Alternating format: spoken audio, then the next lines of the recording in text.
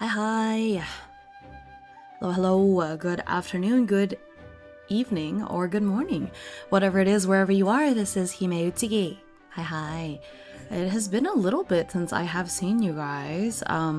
If you are not following me on, on Blue Sky, or you're not on the Discord, you may not have known this, but the reason why I had to take a little break from the DONOTHON was because my parents kind of had a, how do I put this? Mama Burb and Papa Burb had a big argument, and rather than handling it like adults who have been married for 40 years, they just refused to speak to each other, and I had to mediate, and so I just was not, well, first of all, there was like time, so I was spending a lot of time with them, and then second of all, it just obviously wasn't really in a great headspace after dealing with all of that, so ultimately decided to just take a break. So originally I was just taking one day off to rest my voice for a little bit, and then I was like, well, I can't stream Sunday either because my parents are, I think everything is okay now. It just, my parents are in their 70s. It just feels, you guys have been together this long, just, I don't know why you need me to help, but okay. So I did the best that I could, so we'll see how it goes. I don't have high hopes. But yeah, so sorry that I wasn't here the last 2 days. I think moving forward I should be alright, because school is almost out, and then my non-parrots things will be dissolving as well with that. So here we are. Hi Viper. And let me quickly say hello to everyone. First, hello to DJ H over there on YouTube, and then let's see. So Zachary got first, so hello Zach, hi Nea, Mike, London, Say, Maya, Iris with the 109 check-ins, Emmer, let's see who else, Killer Flame of course, Mr. Schaff, and yeah. So hello to everyone who is here, yes. Thank you for being here. Today we are starting the rotation over because last stream was the big karaoke stream, so we started the rotation over, and today we are starting off with number 1 again, which is taking a group TTRPG and turning it solo. For those that don't know, I am currently in the middle of a donathon. Looks like that. I know it's being covered by a bunch of things right now, but we are just one goal away from actually meeting all of the main goals, which are in white, as you can see there. So the next goal, which is, let's see, it's like not quite 300 points. It's like 270-ish points away from being met, is the Community Archipelago event. And that'll just be one that anyone, all the polygons can be a part of, and you can play whatever game you like. I think it'll be a lot of fun. And so I will put that together if we hit that goal. Quick reminder that all of the numbers you see on here, or most of the numbers anyways, are in points, not in dollars. So if you're curious to know how many dollars that equates to, you just take the points and divide it in half, and that's how many dollars. So it's $1 is equal to roughly 2 points, and then 2 points also increases my timer by 3 minutes, and this is uncapped, so I will continue this stream rotation and all that until the timer has run out. Yeah. We also have individual incentives, which are in the lower left. Oh, it's Mr. Love. Oh, okay, nice. So in the lower left, you also see the individual incentives there, which are cumulative. And so as you donate, my lovely mod squad will keep track of your donations on this nice spreadsheet. And I'm a little bit behind. I need to, there's been a couple people that have moved up or have joined joined a tier that I need to add on Discord. I haven't quite gotten around to doing that yet. It's been, well, you know, for the same reasons I haven't been streaming, I haven't been doing that. So I'll try to do that in the next day or two. So if you know you are at one of these tiers, start thinking about it, because I'll be messaging you and creating a little thread for you soon. But yeah, so that is the Donathon. It's been going really, really well. I'm really super appreciative of all of the support so far, and I think I've had a lot of fun just making all this content, getting to play and look at these different rulebooks that I haven't quite had time to do, and so this gave me an excuse to do it, and so really, really thankful. I'm having a lot of fun, and multi-streaming on YouTube has been pretty interesting too. I am glad, if only for the fact that I don't have to worry about uploading VODs and they don't clog up my channel because they're in a separate tab, and that is nice. So I don't know, I'm going to at least keep multi-streaming for the duration of this Donathon at the very least, and then we'll see where it goes from there. And if I feel like it's something I want to continue with, then I'll continue, because it isn't really that much more trouble to multi-stream. It's just a thing, you know. And yeah, so we are looking today at this game called His Majesty the Worm, which, as I said, is a group TTRPG, and today I am turning it solo. For efficiency, I'm going to try not to be just like reading through the whole rulebook like I did the last couple of times, because I feel like the focus is supposed to be on turning the game solo. So of course I want to read the rules, especially because I've never actually looked at the rules for this game before, but I don't, like, I'll skim, you know. I think sometimes I spend a little bit too much reading, and if I'm going to stream every day, I need to stop shredding my voice all the time, you know what I mean? But yeah, if you are subscribed to me on Twitch, or you have a YouTube membership, you will have access to PDFs of all of the notes that I've been taking. So for each of these games I've been, so far it's been Cottages in Cerberus, Kedamono Opera, and then today is His Majesty the Worm. And so each one, and when I'm done writing the notes, I've been exporting it as a PDF. And on YouTube, there's a post that I made that links to the Google Drive where they're going on. If you're subbed to me on Twitch, there's not really a place for me to put that, except it is in the Discord. So it is in the subscribers chat in Discord as well. So there's 2 places that it is. Otherwise, for everyone else, unfortunately, you are going to just have to strategically pause the video and take screenshots, you know what I mean? But this is just a gift that I am providing for people who are subscribed to me during this time, you know, really appreciate. Today I also did add a custom badge, so over the next, you know, like 3 weeks-ish, if you gift 5 subs, you will get a special badge. I think you can only see it in my channel, but it is cool. And if alternately, if you watch for at least 5 hours, which I don't think is too hard to achieve, but if you watch for at least 5 hours, you get a different badge. And so there's 2 custom badges that you can unlock over the next couple of weeks, and so I hope y'all are able to get those. It's fun. That's a fun little thing that they've created. Sometimes Twitch does some pretty cool stuff. Yee.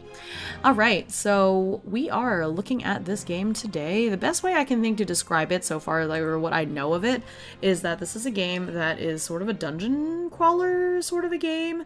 There's a lot of resource management, but the main thing is that the creator has said that, or Josh McCrowell has said that he was very inspired by Dungeon Meshi, or Delicious in Dungeon, and that's very intriguing to me, so we're gonna see how that goes. That sounds amazing. I know, right? So I'm very curious to see. But yeah, I own this book on PDF. It is a bit pricey, so like I've been considering getting the hardback because it is beautiful, and I've flipped through the book when I've seen it in the bookstore. I just haven't gotten around to buying it. But hey, if I really like it, maybe I will, you know. Oh goodness. Killer Flame gifted 5 subs. Thank you so much. Oh my gosh. Thank you, Killer. I think it's so cool that you do get to pick like live followers. Look at that. Hey, Brovican, look at that. Yippee. That's fun. That's super cool. Yay, well thank you. Well, so you're gonna be the first person that gets that badge. Yee. Oh, there it is! You see it? There it is. There's the little crown. You are the 25-point monarch. Get it? Because you get 25 points for donating 5 gift subs. Yeah. Another thing is I did turn off all of the little filters, most of the little filters that I had on my mic, and so hopefully next time I do a karaoke stream it will be less weird, but now I'm trying to mess with like my volume and everything, so I'm gonna work on it. I see it turning red, which is not great, so... But it's just because I laugh louder than I talk. It's just... okay, alright, I'll do my best. I'm doing my best. But okay, so... we are going to... yeah, we're gonna go ahead and get started. So... here we go. So there's a lot, as you can see. Oh, it is a dungeon crawler, but a cool thing about this game is it uses tarot cards, and I'm always down to look at, like, tarot cards, you know, so... tarot card games. But I love that there's, like, city creation and all this stuff, too, so we'll see how this goes. But yeah, you see there's a lot of pages. There's, like, 400 pages in this book, so it's pretty neat. There's lots of content in here. Alright. So, the forest's thickness is lessening, with room for paths of turned earth, rectangular pits, a whiteness as of mushrooms peeping from the ground. With horror we see from the 13th tarot that the underbrush is fertilized with half-withered corpses and fleshless bones. Why, where have you brought me, fool? This is a cemetery. And the fool says, pointing to that invertebrate fauna feeding in the graves, here a monarchy reigns, mightier than you. Let me see. It's very aesthetic. His Majesty the Worm, you see. Also, if you couldn't already figure this out, we are listening to Octopath music. You know, as one does. Make sure. Very good. Old game. His Majesty the Worm is a tabletop role-playing game designed for dungeon crawling. Game Master uses the tools in this book to create a mega dungeon called the Underworld. Okay, take some notes. Great. Hi, Fallen Rain. A mega dungeon called the Underworld. Create adventurers, in our case just one for the most part, although I'll see if this game is one that would benefit from having a group, or if you can just beef up one person. Explore the underworld in pursuit of their personal quests. There's personal quests. And there's tarot cards. Tarot cards is used are used as a randomizing element. This is a new school game with old school sensibilities. It's designed to make the boring parts interesting. Slice of life subsystems like food, hunger, light, and inventory management are central to play. The game has robust procedures. Characters adventure in the underworld, rest in camping scenes, then plan long-term actions in the city at the center of the wide world. The relationships between companions, called bonds, power the rest and recovery mechanic of the game. Role-playing drives the game forward. Okay, I think in that case, since bonds are really important, you probably, even if you play it solo, you want to have multiple characters.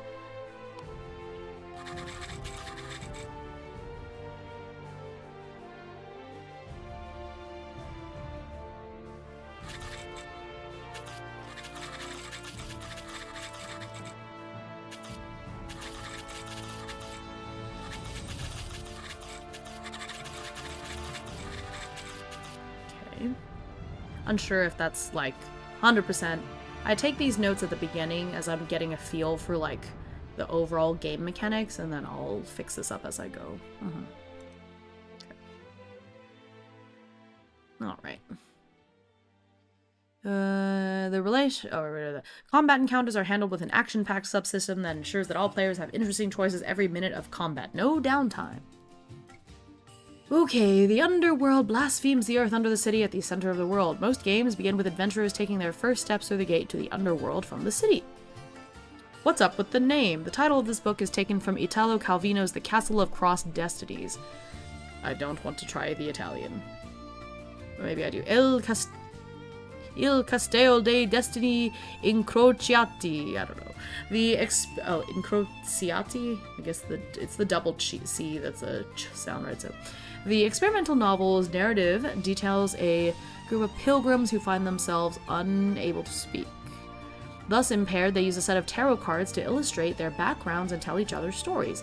Because this game also uses tarot cards to tell stories, the illusion seemed apt. Okay, I see. Ah, I see. I see. So, hence the name. Okay. Plus why tarot? Plus they're just cooler and more interesting to look at than playing cards. That is so true. Very true. Alright.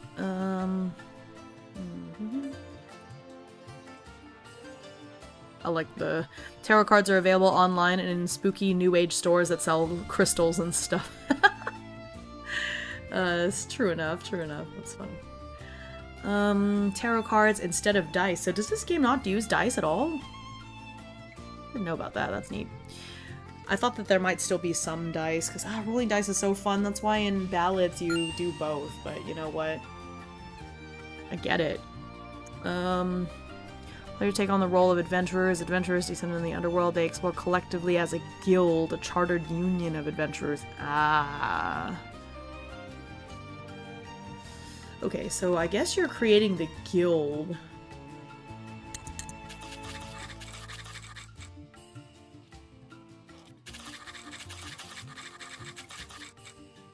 Hi, Cheeky! And hello, Zone. Wait, that's such a cute emote. Oh. Cute, cute. Okay. Oh, hi, Sepia! Welcome, welcome.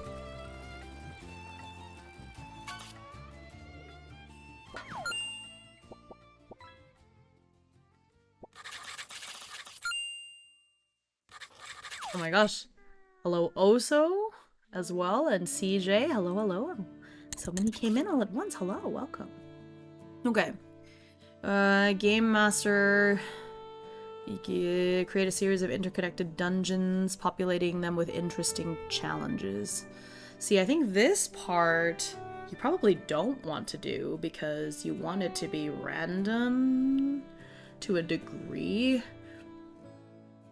Although I think it might be best to create the dungeon and then do the interesting challenges as you go, because sometimes, well, I don't know, in Cair Nathalis the dungeon is completely random, or at least the rooms are random, so you could either do something like that, or go ahead and create like the structure of the dungeon first, and then as you're exploring it, you roll for the challenges. Because I think if you know everything that's in it, then it might not be so fun.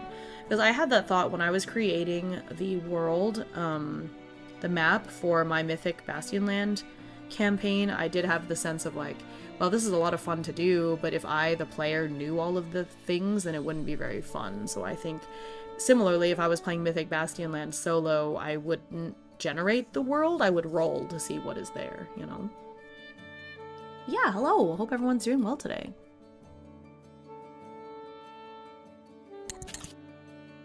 Okay, so... Again, I am taking some notes.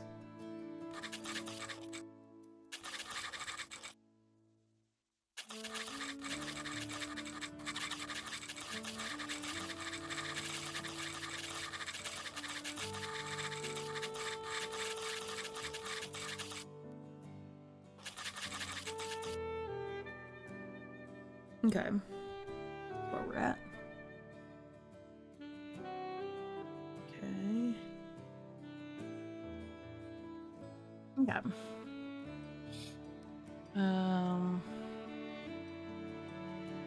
The game, and indeed this very book, contains mature, fantastic themes that can range from sophomoric to graphic. As adults work together to find what works for your group, leave the rest behind. It is the shared responsibility of you at the table to ensure that the trials, battles, romances, successes, and failures had by the guild are fun for you.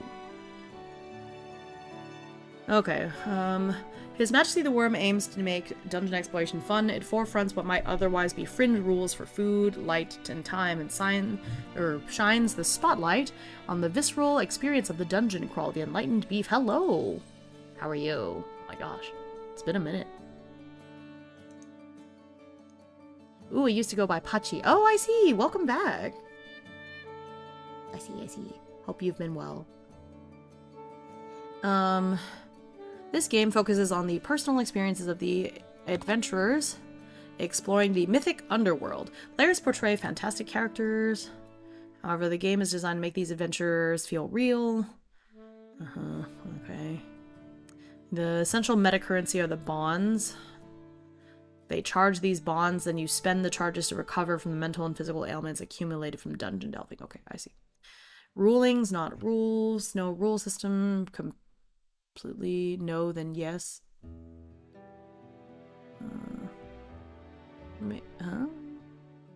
I don't know. Ultimately, no rule system completely encapsulates every possibility of player action. That's the fun of tabletop RPGs. Yeah, makes sense. Yeah, so I do like the philosophy of the rulebook as just like a guideline rather than something that you have to absolutely like follow. Essentially got robbed badly. Insurance had a W, gave us more money than stolen stuffs is worth new. Oh, that's good. I mean, it's still a pain having to deal with like being robbed, but you know, I guess at least there's a silver lining. Okay. Oh, no, then yes was your answer to like, I hope you've been well. You're like, no, then yes. I see now. Gotcha. Okay. Underworld is not a place of balanced encounters. There's no expectation level appropriate. Okay. I think that's why this is perfect. Because it's not balanced, it is perfect for being randomized, because it's okay that you run into something that you may not actually be able to defeat. My data is all gone because I didn't do cloud backups. Ah, yikes. Yeah, I learned very early how important backups are, and so everything important to me is on the cloud. Let's see. Either way, the dragon provides some type of challenge for the adventurer. Okay, right. Next moment. Game are pretty simple. Few numbers, not a lot of special powers. There are no spot checks. Only players describing where and how they're searching. There are no disarm trap skills. No abilities that mitigate the essential dangers of the dungeon. Okay, so this game is very roleplay heavy. Yes. Okay, I'm gonna take that down. Hi, Yggdra!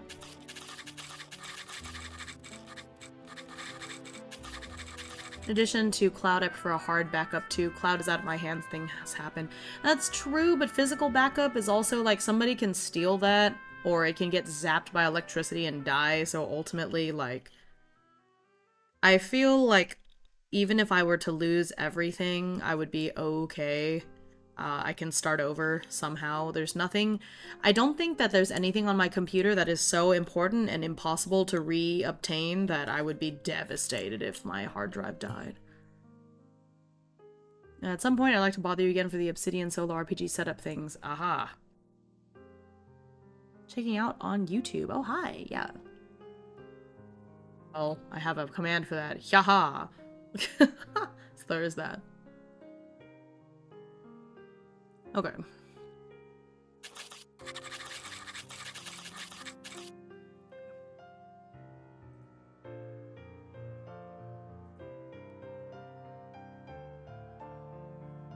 Yeah. Okay. Okay, darkness is always dangerous. No adventurer can see in the dark. Rations and torches are always precious. Yep. Traps must always be navigated. Combat is always deadly. Healing is laborious, requiring that the adventurers undertake a camp phase. Adventurers draw their swords at their own peril. Fair bit of His Majesty the Worm is whimsy. This is an RPG that knows it's an RPG. You play adventurers who know they are adventurers. It's playful with its tropes. It's unpretentious. Okay, I see. Okay, so it's not combat heavy.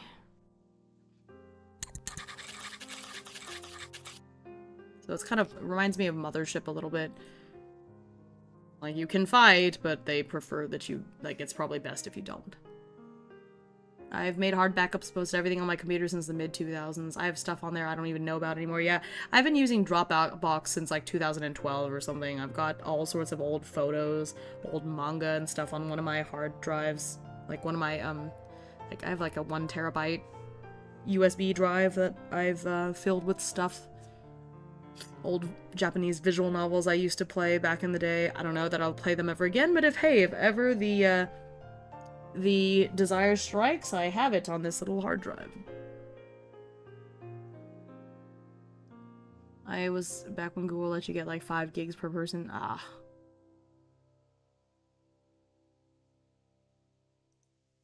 Okay. Cool, fun, alright.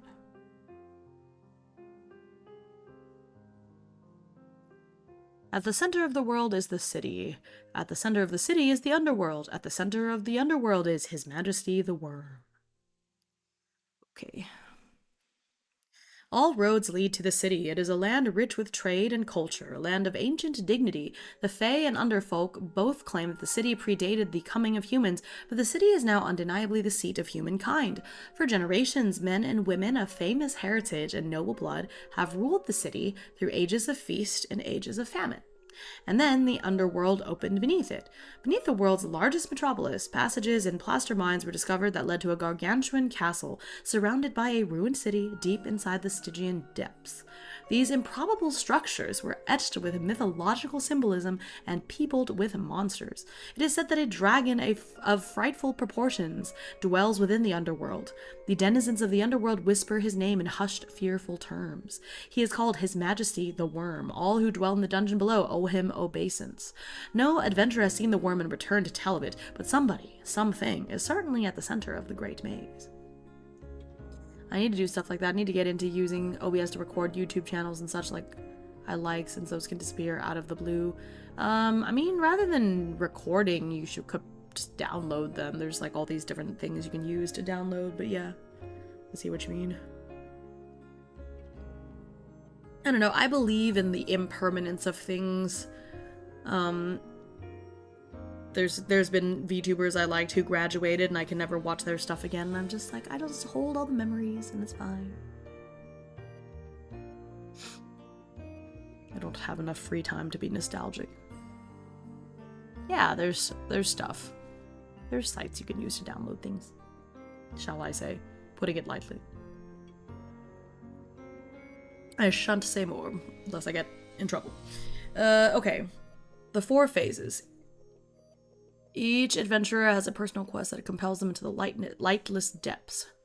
Once their quest is fulfilled, they can finally retire and rest. Until then, it is a cycle of descending into the underworld and returning to the city to restock and rest.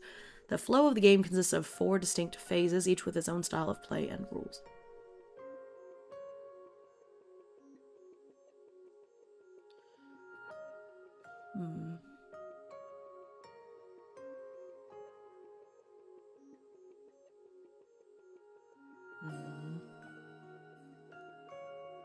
There's an implied setting in the book that they don't go into detail with on purpose. That's neat. Cool. Crawl phase, challenge, okay.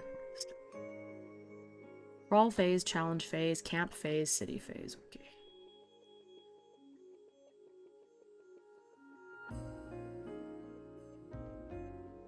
Nope. See you later, Yggdrasil.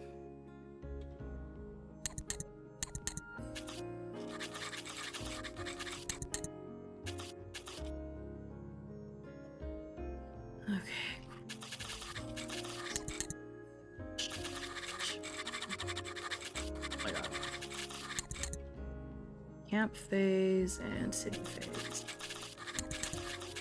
Okay, I'll start with a C.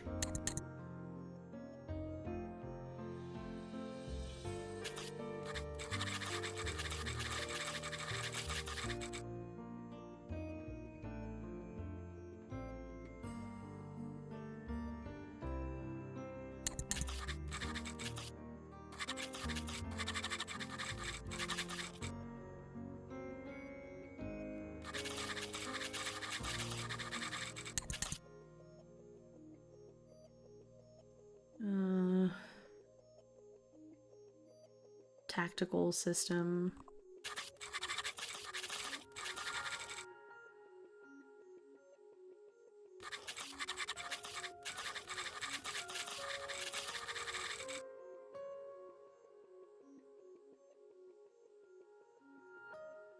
Okay. Camp phase.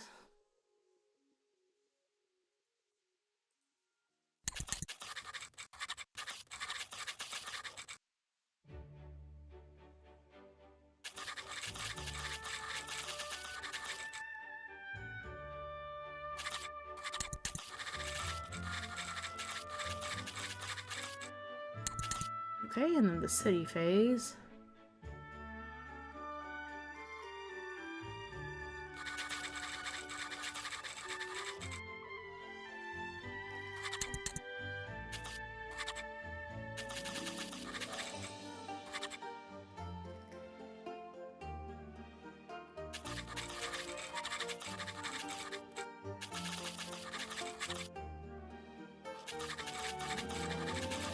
Okay.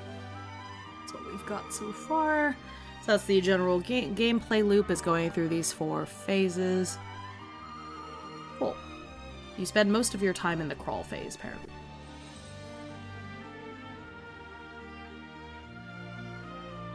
Okay, back to the book.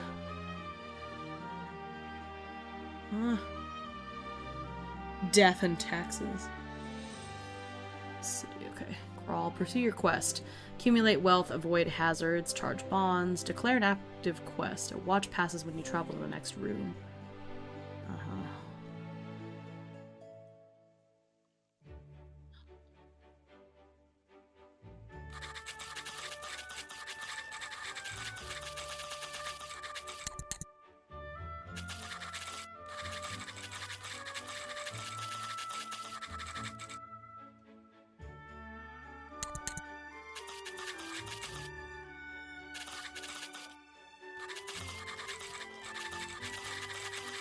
I misread crawl as gravel. Oh goodness, yeah, a little different.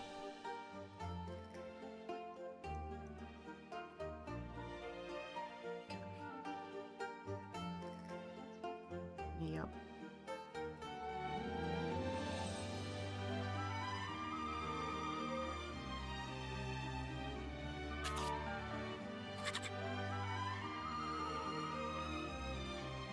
Hello, I found your channel recently while looking up information about solo TTRPGs. Okay, well, welcome. So it's Starlight Soundwave. Hello. Well, thanks for dropping in.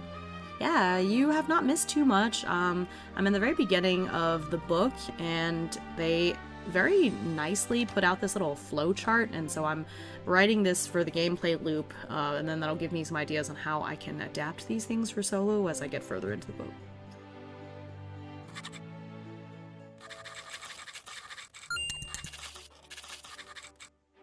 I think this is implied.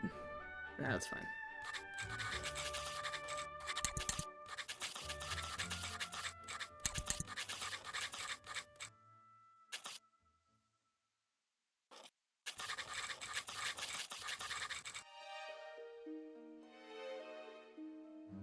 Basically it.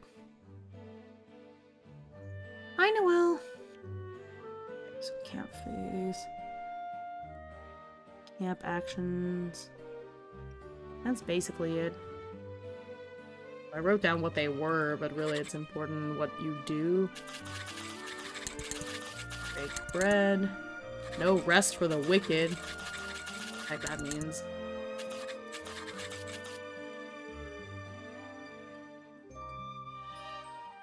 Death and tax. Noteworthy deeds. City events. Turn in contracts.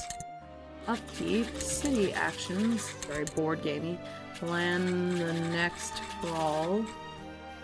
Restock the underworld. I'm gonna see what that looks like. Hi, Lay. Okay, I see. Okay, so now we're going to... Oh, no, there's another page. The flow of the play... Recap. Okay. During play. Typical game session flows between the different phases. Play will follow this sequence. Decide to pursue one adventurer's quest. Okay, I guess that's...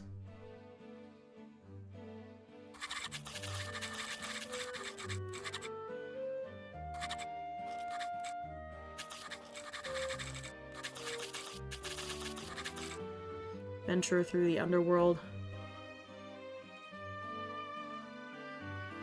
Through the crawl phase. Struggle against the strange denizens of the underworld in the challenge phase. Now time for only reason to be here, boba pools. Oh man, I would hope that you have more reason to be here than just the boba pools. That's a little hurtful, but hey, they are cool. Can't complain.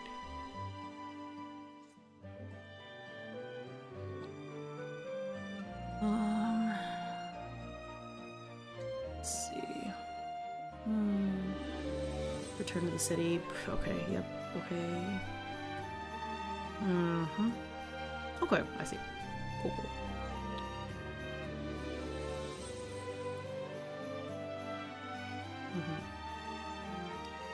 Okay. Okay, so now here's a little bit more that here I think I can grade. PG is a conversation between the GM and the players. Well, when you're playing solo, it ends up being a conversation between you and the Oracle tables.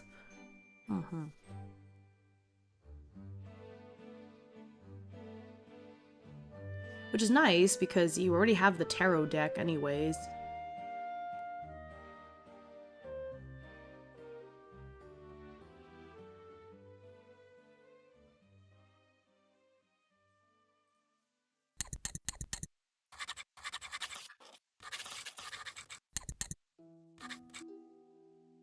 Alright, well, what is needed is the yes-no Oracle.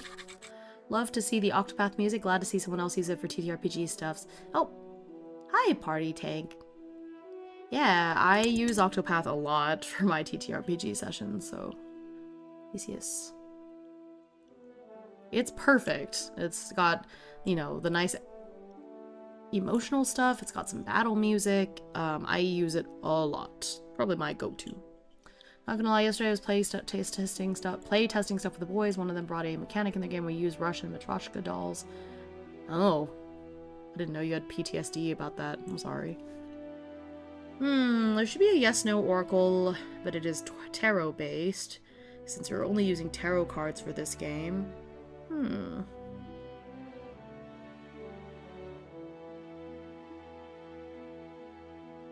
Okay, so I would say first... There's just the numbers. Well, let me look at the... So, if you have like a If you look at a list of tarot cards, like in general. So I know we have the face cards. Probably...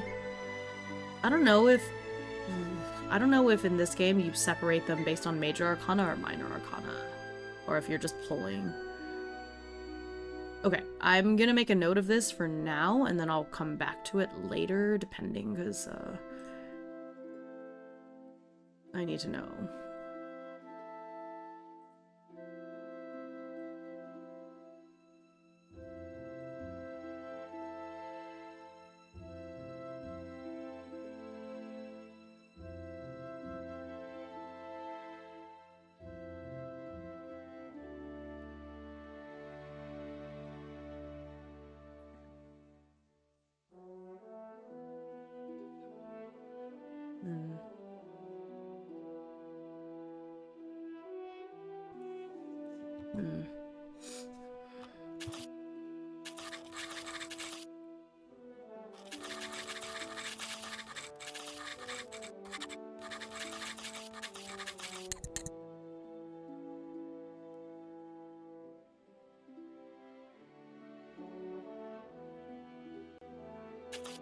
So my preliminary idea is if you get a face card, yes, and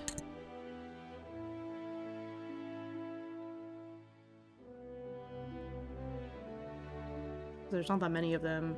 Because if you have 4, 8, 12, there's 12. Major Arcana, there are 21.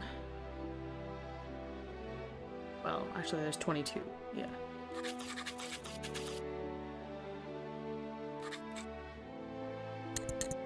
And then for the minors, you have 11 each. It's because you have ace through 10. And there's, you multiply that times 4, there's 44.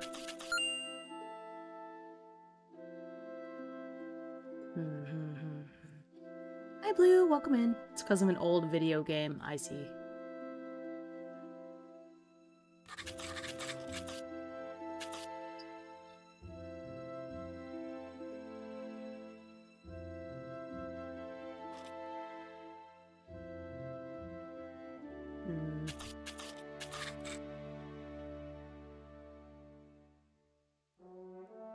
If I just do, if I'm trying to separate this out,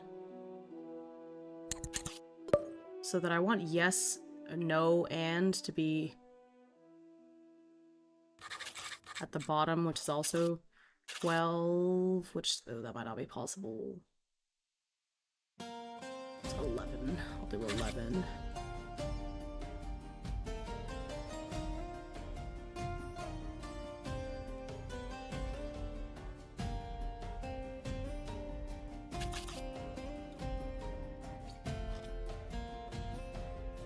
Too many.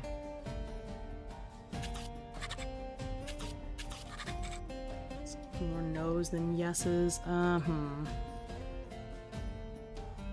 don't know if there's a whole lot I can do about that.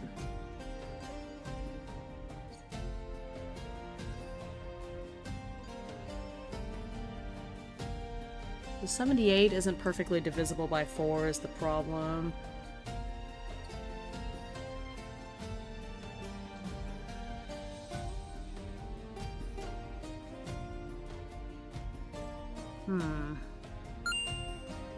So if I can at least...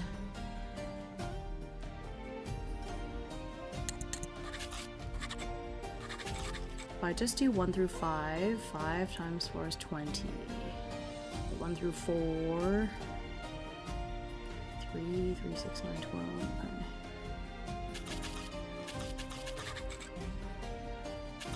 I like how I said I was going to come back to this later, and then I very much did not come back to this later, whatever it's...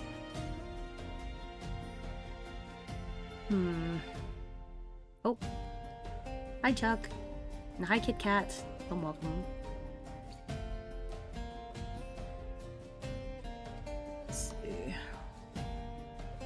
1, 2, 3. 3 times 4 is 12. So that's 34... 34 for yes and 33 for no. Okay, that's fine. So it's slightly more possible to get a yes than a no. But I don't know that there's much I can do about that. It's just not even because I can't divide this evenly.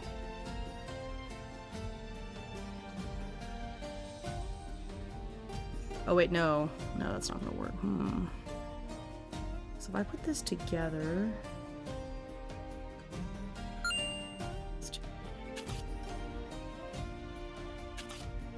Okay. If I subtract 33 minus 8, I get 25. So that means if I put this together, it's 36 for no. And 42 for yes. Oh, that's too many.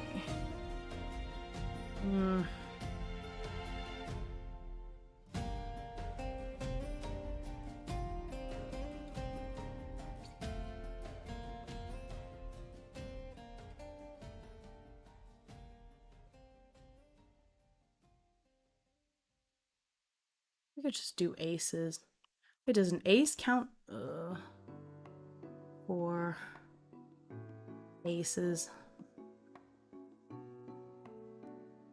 Let's see, if I think of it this way.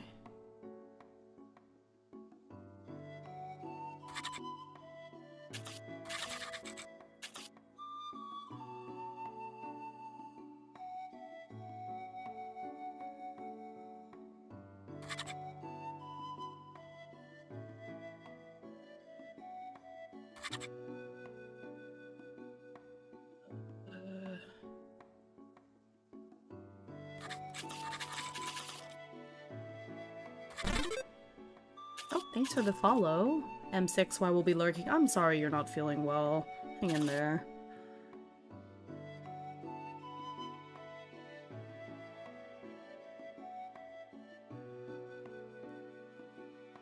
Four, 5, 6, 7, 8, 9, 10. So 7 was 28. Okay. So that's 40 no.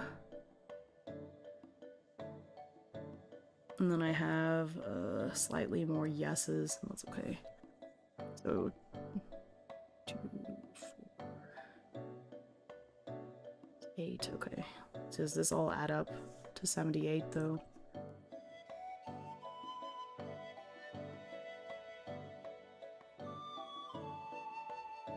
Yeah. Okay. Yeah, so there's 12 cards that are yes and 22 cards, or 26 cards that are yes.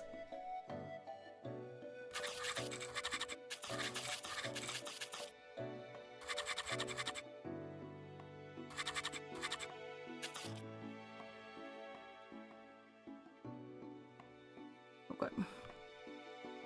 That's fine. So this is if they're not separated. If they are separated, I think that makes it a little bit easier for me to figure out yes, no, because it might be a little easier to adapt, but otherwise it's okay. Yes, and. Yes, no, no, and. Or like it's extreme yes. Extreme no, yes, no. So it is slightly more possible to get a yes, or to get a no than a yes, because there's only 26 yes cards, but there's 28 no cards, but there's not really anything I can do about it. I mean, I guess I could.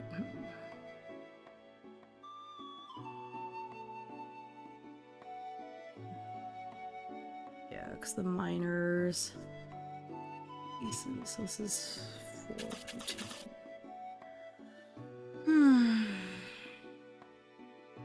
It's okay. It's a dangerous game. I think the fact that it is slightly more possible, when I say slight, I mean it is like 3%. It is 3% more likely to get no compared to yes. That's okay. That's alright. It's a dangerous game.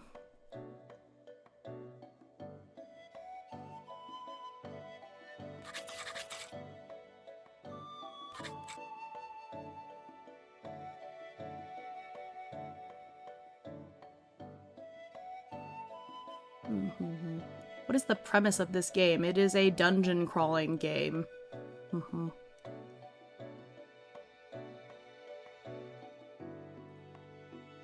Playing with a Pacific Baza would probably be dangerous. I mean, playing with any bird is dangerous, especially when they have as bad luck as I do. Well, good thing I am not a Pacific Baza. Okay. I think that yes, no Oracle is fine, so that can be just like, can we do that?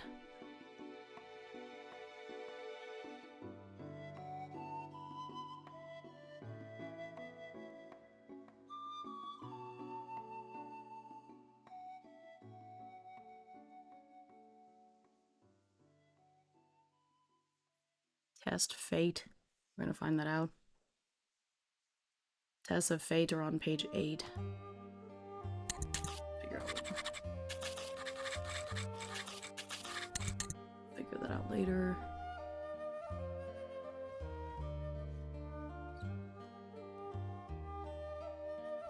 Okay. Alright, we're gonna go back to the book for a sec. Okay. Art is fun. Turn the light on.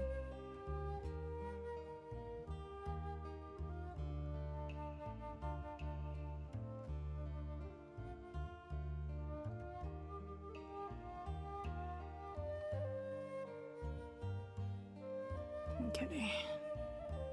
A single deck. Yep.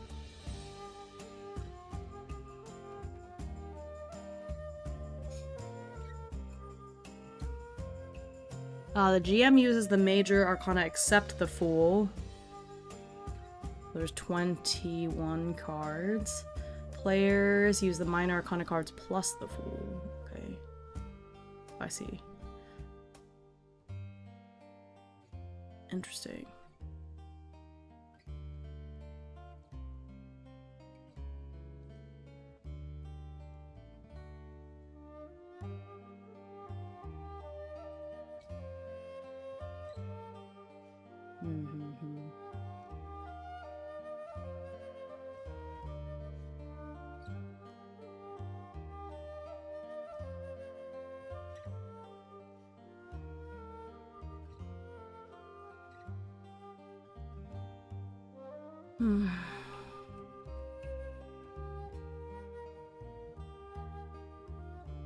Each card has a value.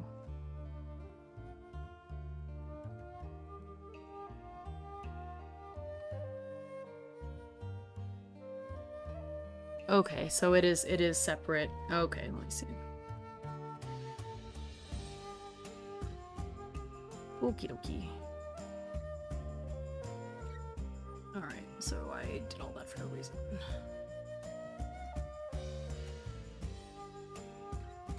Alright, well, so there's 21 cards. That also doesn't separate nicely, so we're just gonna do... Okay. Because there's no Fool, so...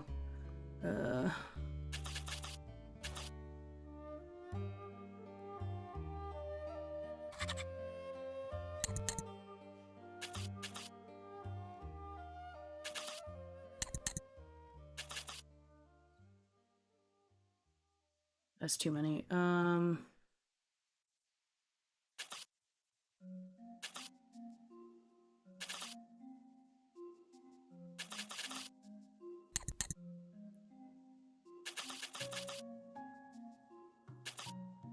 10, 15, 20, okay.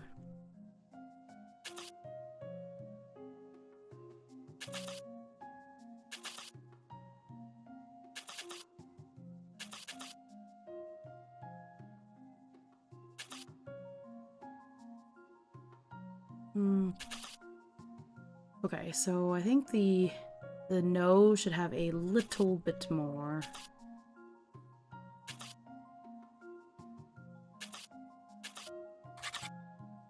Okay, so that's 5, 12, 30, 25. Yeah, so no is like a little bit more likely.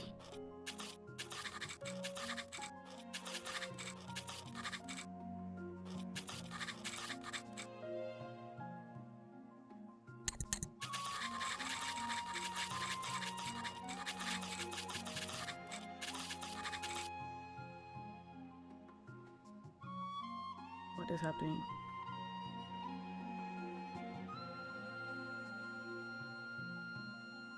Oh, I see. Okay, cute. Hi, Crimson. Okay, hang on. My student is messaging me.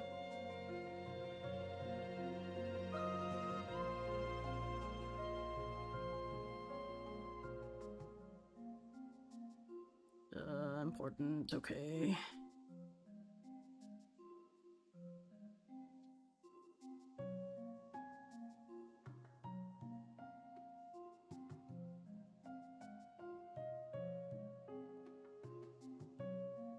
Okay. Alright.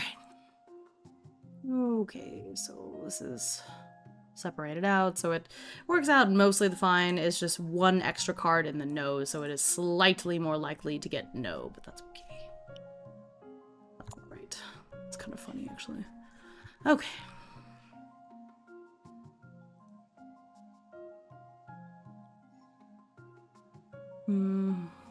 Two discard piles.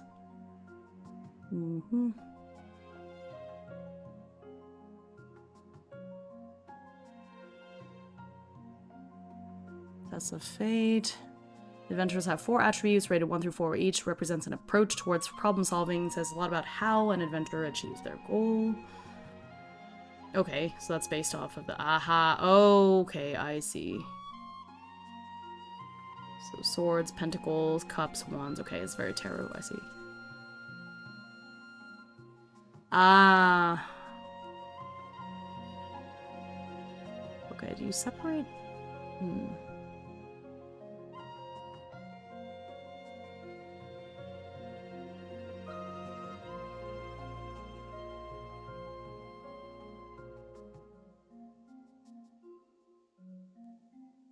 Okay.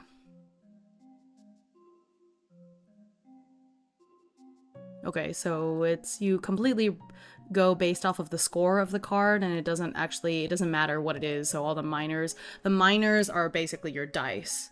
So if you're testing your pentacles and you have like a +2 in pentacles and you draw a 4, then you add that and you get 6. I see, okay. Okay. That's neat. 14 up is a success, 13 down is a failure. Okay. You can only get great failure if you push fate. Okay, how do you push fate?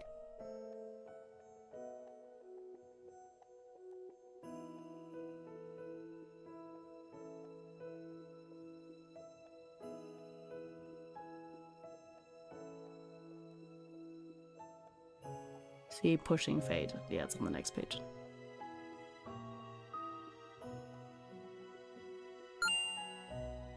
Hi, instant. Okay, pull an additional card. If you succeed, great. You just can't get a great success, okay? But it becomes a great failure. I see, okay. That's fine. Interesting.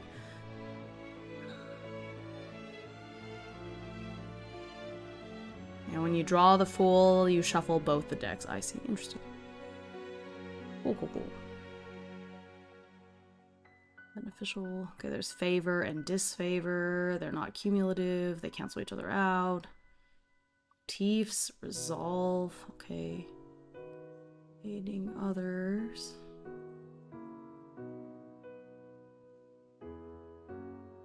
Okay. Yeah, you can still get favor. Okay, I see.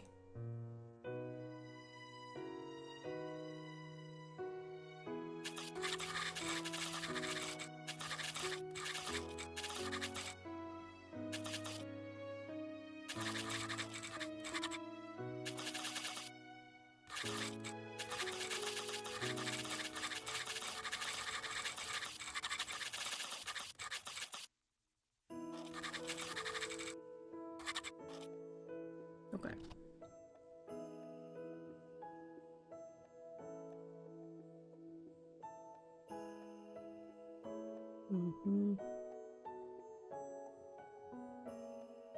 You cannot... You're bound by fate. You can't retry the same test unless the circumstances significantly change, which actually works really well for solo because you don't have to worry about it.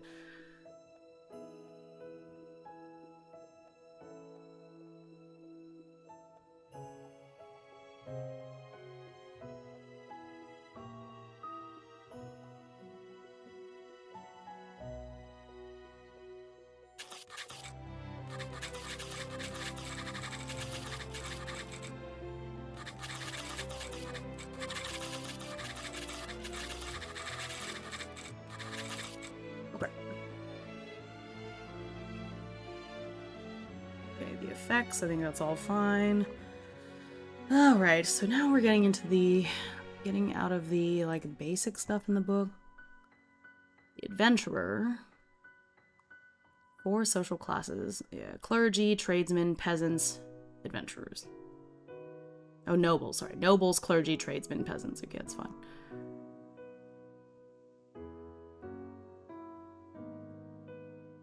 I do like the, like, philosophy that's in these rules so far. Just put the PDF of the module I was working on in the TTRPG channel. Okay, yeah, awesome. Those problems aren't solved by fighting them. People can be reasoned with, monsters can be placated, traps can be avoided, monsters can be led into traps. People can be sold the monster's guts. Okay.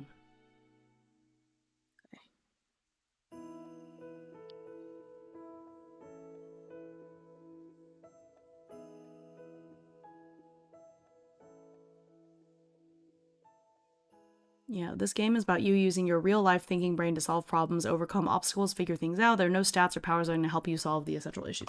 Yeah, so I think it's fun for a group game, but that does make it a little tricky to play solo. So it's probably best for stuff to be random. I just realized, hang on, the RPG is kind of in an awkward, there we go. Okay.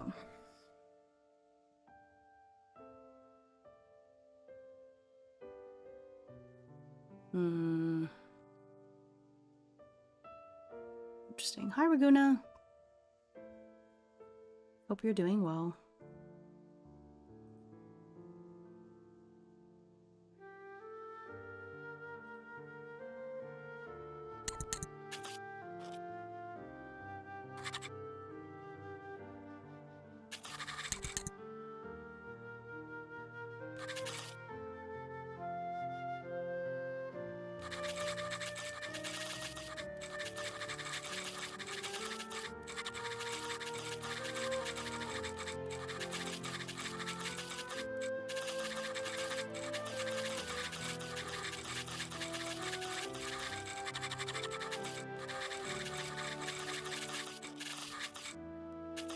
Been sick all week. Oh, I'm sorry.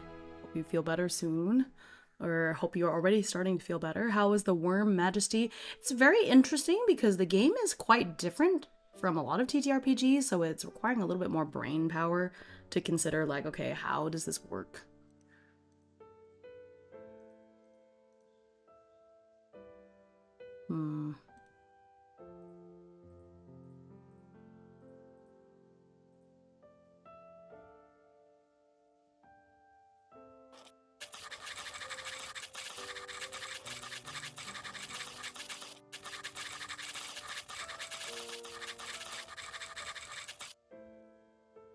Okay.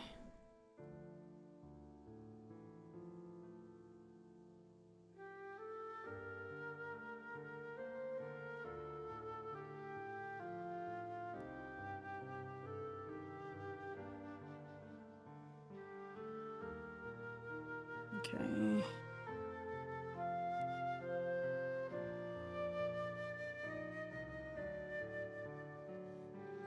So far, it doesn't seem too bad. There's just some things to consider, but... Okay.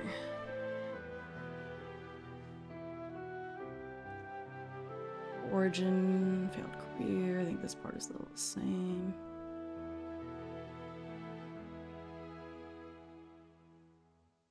Yeah, create your character, okay. Oh, this is a fun character sheet. Name, kith, and kin. Playing murder hobos gets so old so fast. You killed the barkeep because he looked at you wrong. You set the tavern on fire. His Majesty the Worm is a game for heroes. You can be dirty, rotten thieves, but at least you have a heart of gold. I do appreciate that, because it's true. Murder hobos... Okay.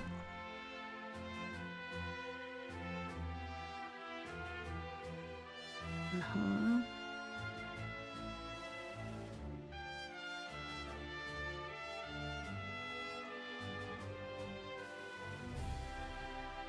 Talk over your quests, okay.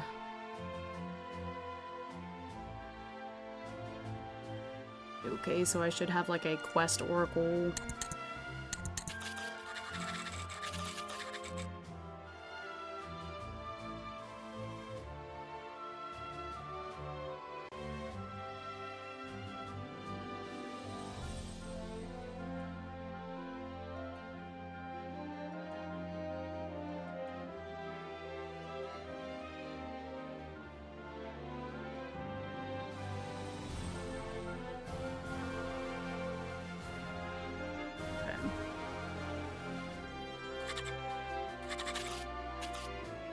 Okay.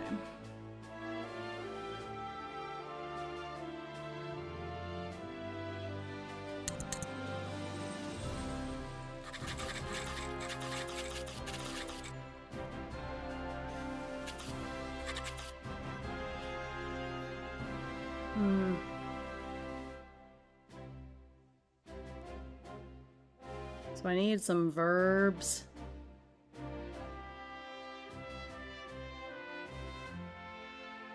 So like action and theme, maybe. Discrete and achievable, okay.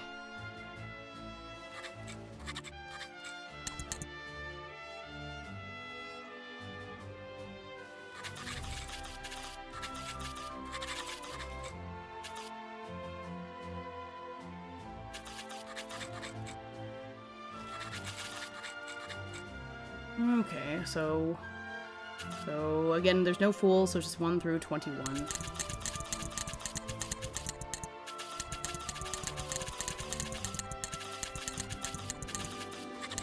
Okay.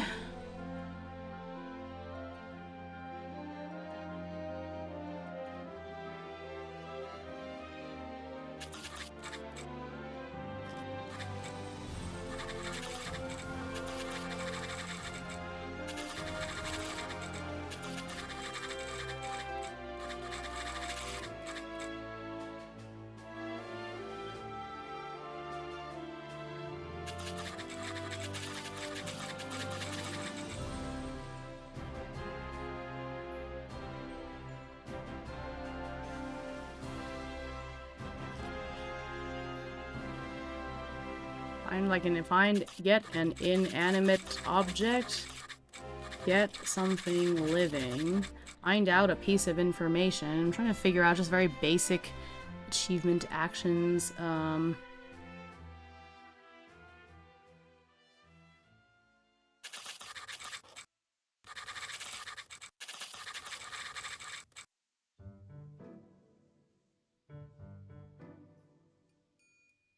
Something, someone, a piece of information. I'm trying to think of other things. So these are just like really basic because my thinking is I'll have 2 tables for this. One that's kind of like what is the verb, the thing that's you need to do, and then another table for like themes that it's related to. We investigate. But it has to be something that is discrete and achievable. So I don't think investigate is very good. There's 9 things. Kill, find, get, capture, destroy.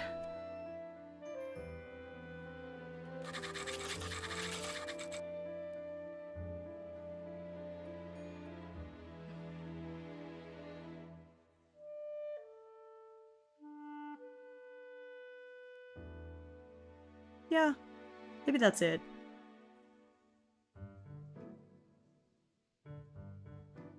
Okay. So in that case, I mean, these are the only things I can think of, so I think maybe we just delete these rows. And then, let's go through here.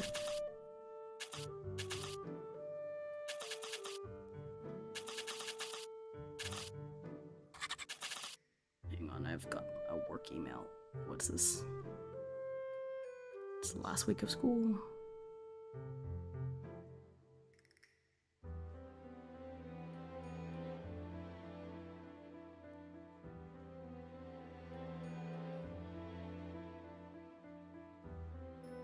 Mm-hmm. Okay.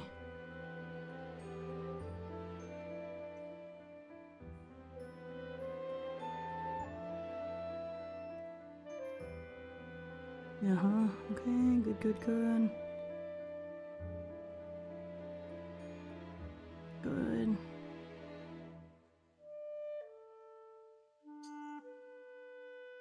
Good, good, good, good, good. Alright. Yeah, everything looks fine, understandable. Yes, good. Goodness. Okay. Yeah, it's really the last 2 days of school. It's wild. Summer Hime is coming soon. Maybe something like plant false evidence or something covert. Yeah, but the problem is you're going into the dungeon, into like a dungeon, because I did consider that too. Like, that's why I was thinking about investigate, but why? Why don't dragons eat paladins? Plant false, yeah. Because you're like going into a dungeon and you have to go multiple times in order to find this, to like fulfill this quest, and so... Now, I think that these could still be covert, and I think that's based on the theme, but I think the action still needs to be something like very achievable. Because... Okay, alright. Yeah, that was pretty good.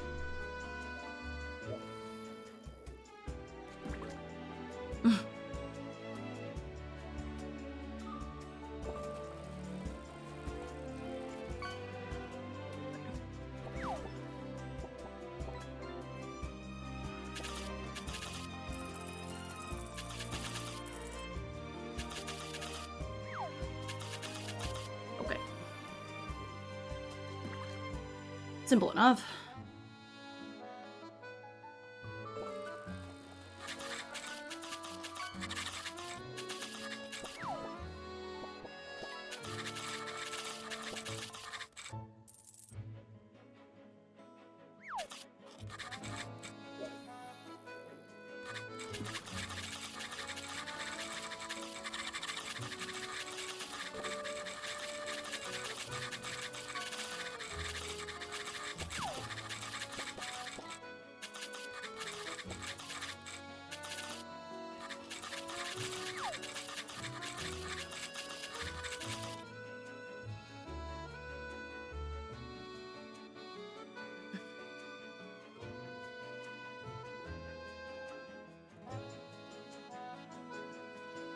Okay.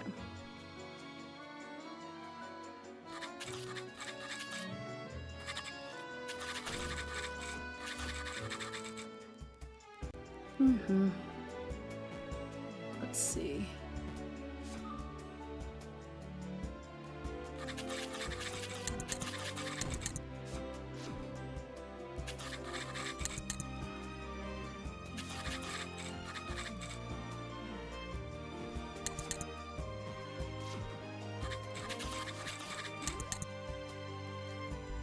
I think I can actually come up with 21 things.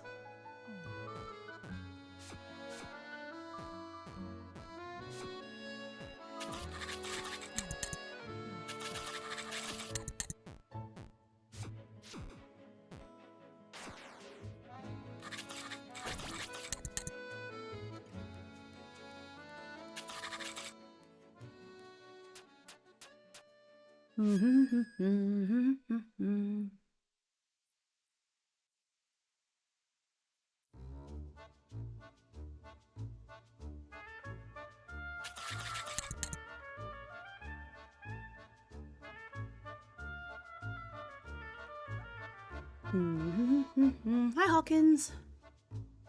Let me see.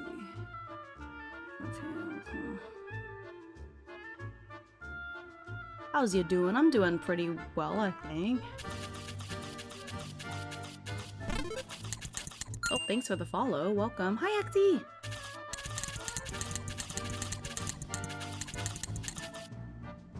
I like the music. Thank you. It is Octopath music.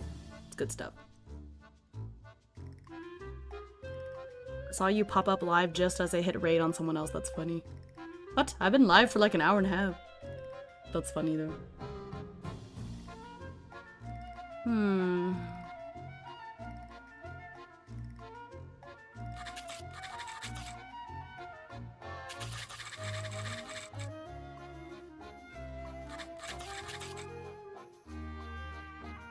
Something to relax you in a gods I'm drunk so I can't tell, but it's jovial in a fantasy way. That is true. It is very jovial in a fantasy way. You are right.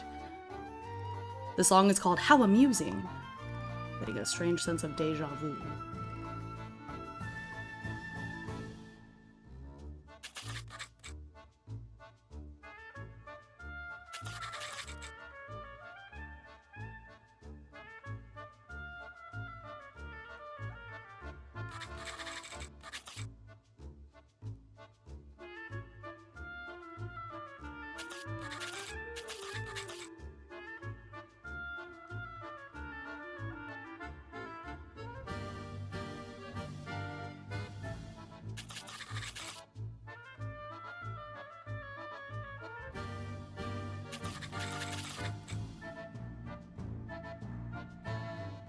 Hope your day was amusing, Hime and chatters. It's been good. Happy Memorial Day. Had a barbecue with the HOA. How goes the game dev, Hime? It's going pretty well. I'm making some Oracle tables right now. Because part of the thing is that each character has to have a quest, and so normally that's something you would work out together as a group, but since you're playing solo, I decided to create a pair of Oracle tables you could use instead. Hey Hime, do you know what a beholder's favorite food is? No, but I'm going to guess it has something to do with eyes. Yep, that's... Hope the barbecue was good. It was good! I helped grill, so of course it was gonna be good. I guessed it, so I'm gonna give you 2 fish. I need 2 more things. Let's here. Oh.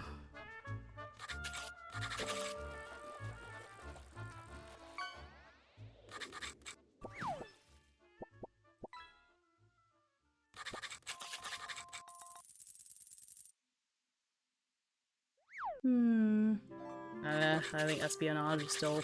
Okay, I feel like this is a good set of themes. Did you grill the HOA? That would be a problem considering I'm on the HOA board.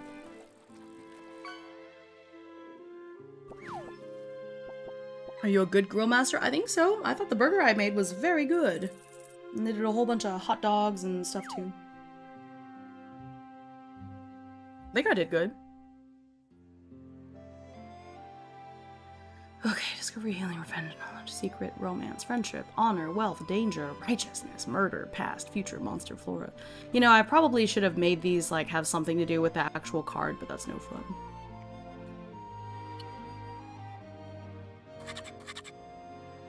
Email I guess it. Yeah, my HOA is pretty cool. It is a very small community. Most of my neighbors are pretty good. Pretty nice. Ooh. Okay, I feel pretty good about this table. I don't think there's anything on here that's too redundant, so... Yeah, okay. Good job, me.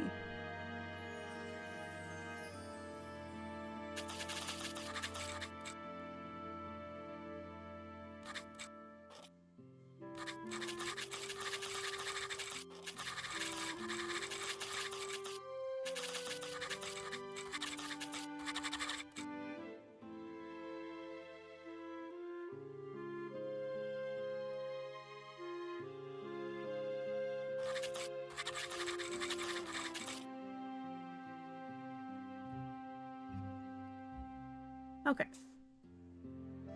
Here are too many bad ones, but if neighbors are nice, it can be wholesome. Yeah, I think my HOA is pretty good, honestly. I'm a little biased, of course, since I'm on the board, but I've only been on the board for about a week, so... But everyone was really sweet. Okay. Place each player's quest objectives into the underworld, hedge them with interesting, open-ended challenges. They should pepper hints, rumors... Ah. Okay, hang on.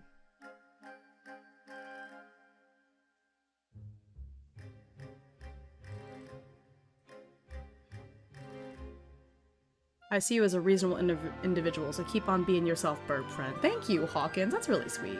Appreciate you. Hope you had a good day as well.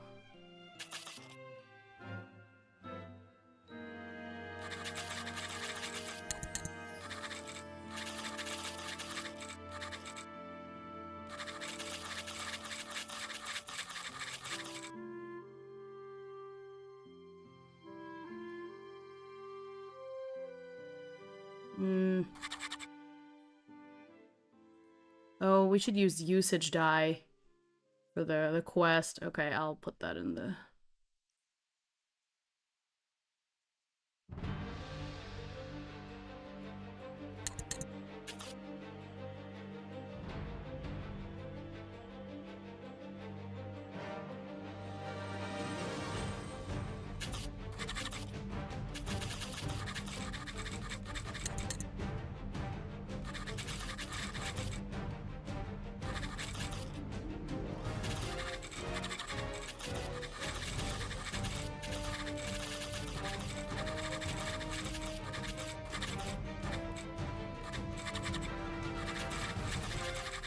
am wholesome drunk. That's a good kind of drunk to be.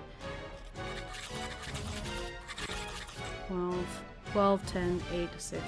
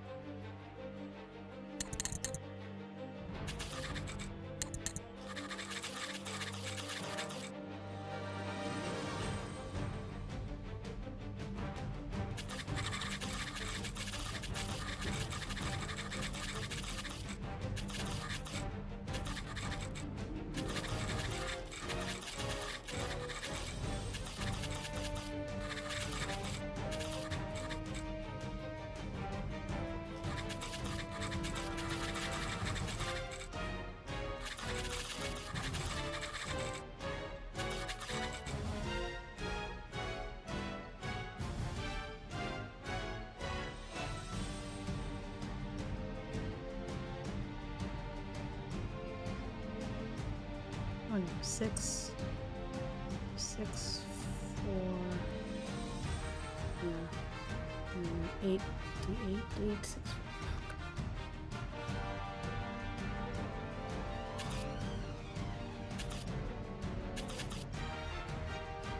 10, 10, 8, 6. Okay.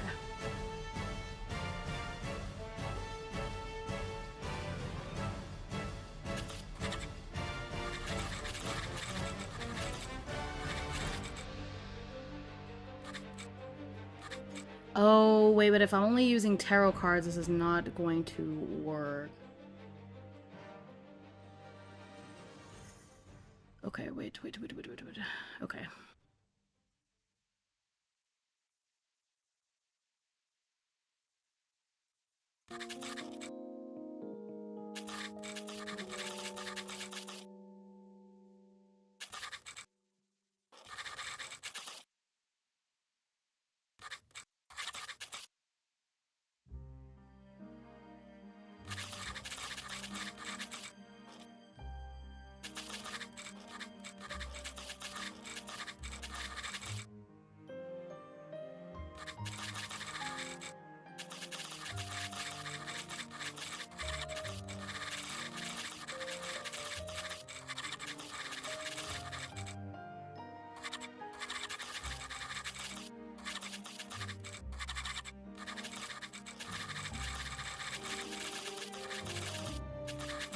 Okay. That works. I forgot, like, because there's no dice at all, so I have to really think about how to just use tarot for this. It's really interesting. Okay, I see.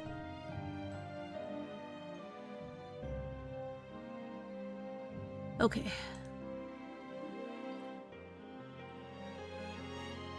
Right back to this.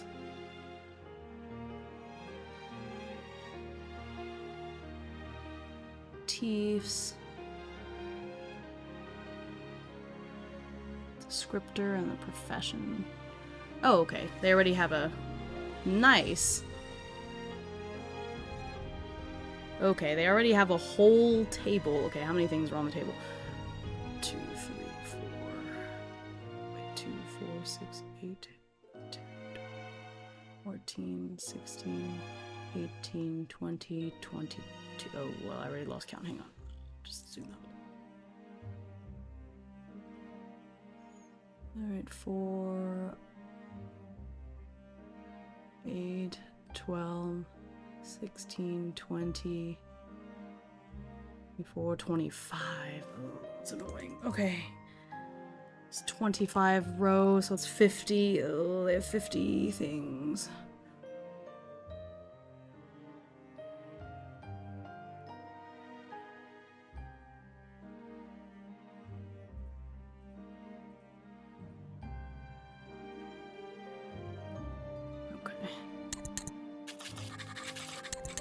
So 50,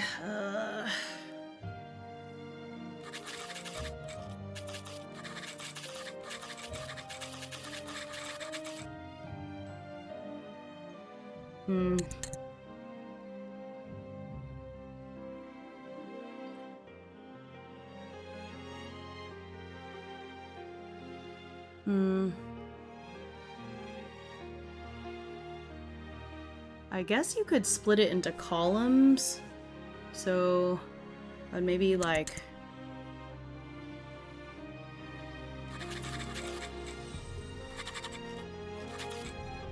Oops. Forgot. Can't see what I'm doing. Ooh, this is interesting challenges. Okay, using the value of the cards. Hi, Kappa! Using the value of the cards given in the base rules.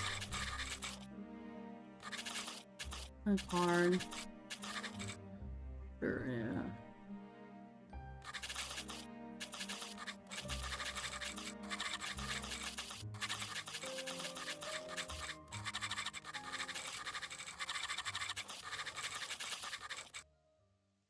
Oof.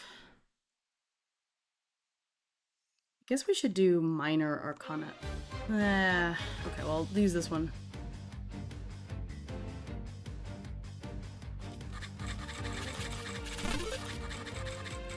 Vice_Captain calls for a change in my form. Pixel form. Alright, you got it, boss.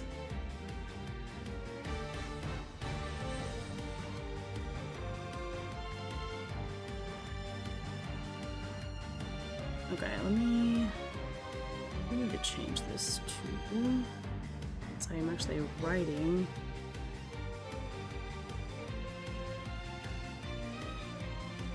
There we go.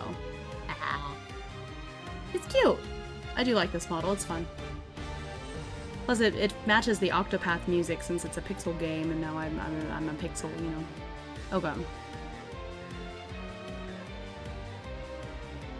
Hime would love you to see you turn Cosmere solo.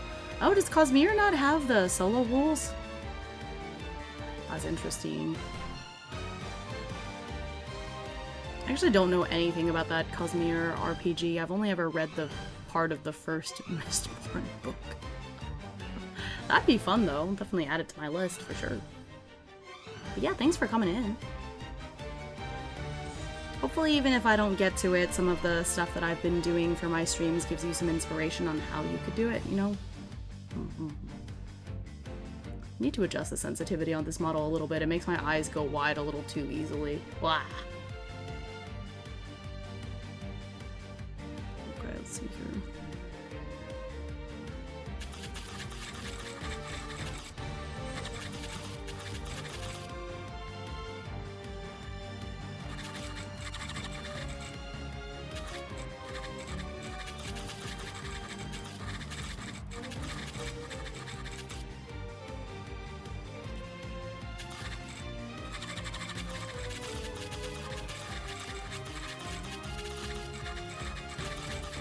No, they said there's going to be solo, but it's going to take long. Well, at least they will eventually have official solo rules. But yeah, Solo rules, you know, to do it properly, it does take a long time for sure, and they don't have a lot of experts to help with that sort of thing.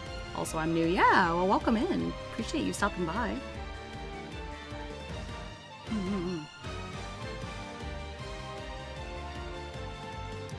Okay. Draw a card from the...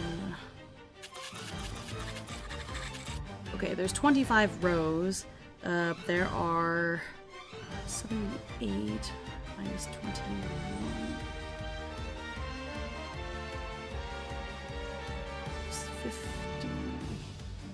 57. Oh, I don't love that. Okay. It's not perfect.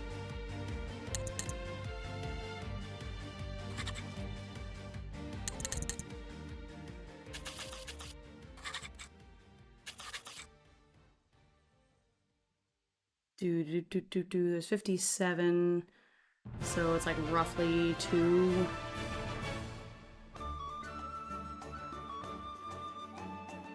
That's annoying. There's not a perfect way to do this.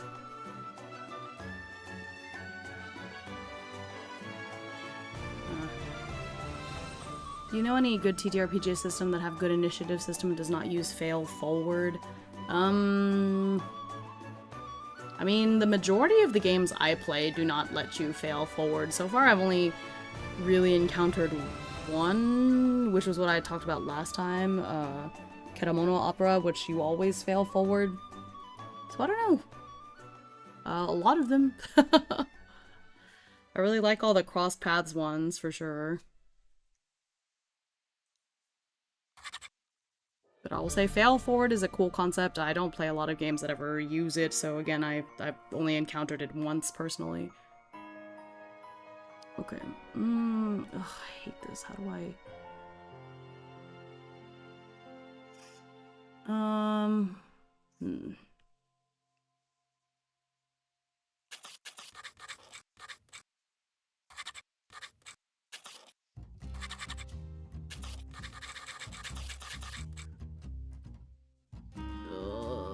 It's gonna be a huge pain. Okay.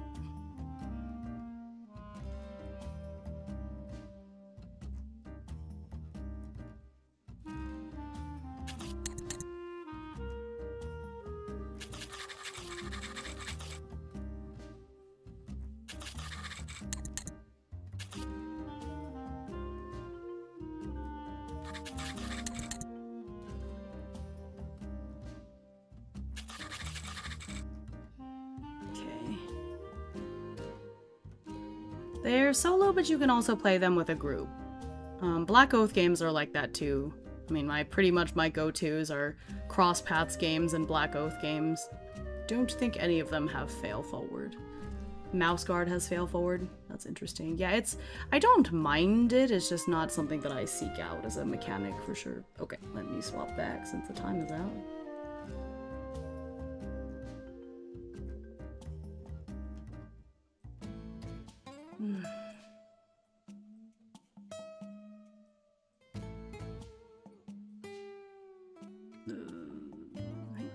This is the wrong one. Oh, thank you, Killer Flame.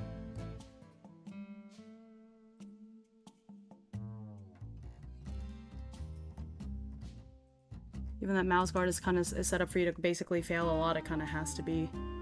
But if you always fail forward, then does it really matter if you fail a lot?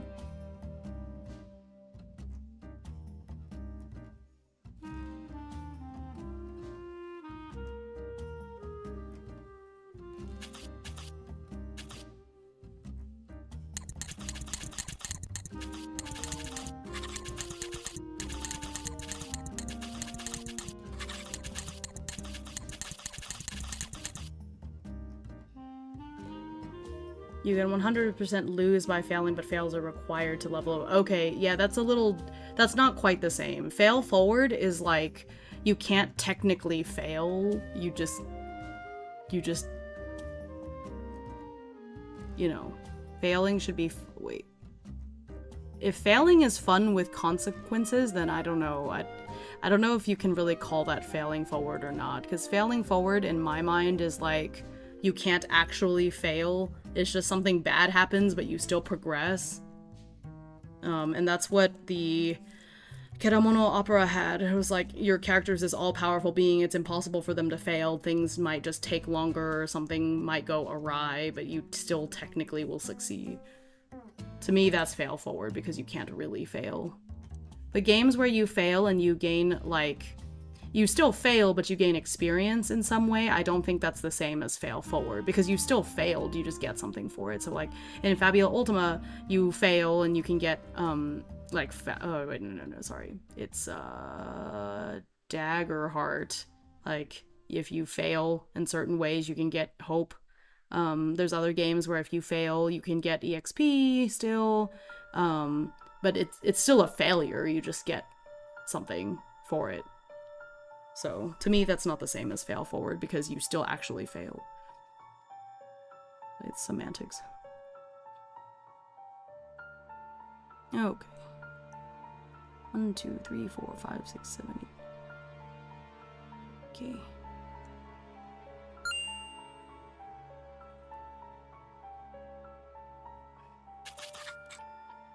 Oh wait, no, it's not ace, it's like page or knight.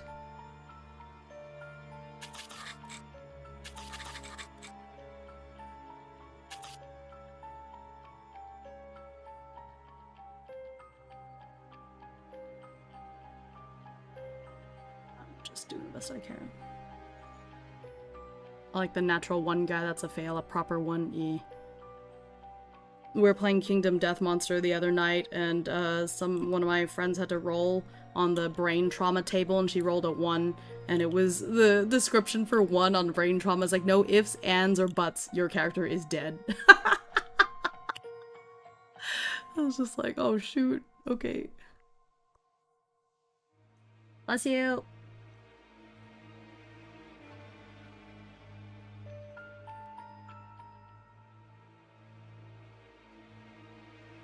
Ace or 10. Or ace or 2, I should say. Oh no, 10, 10, 9.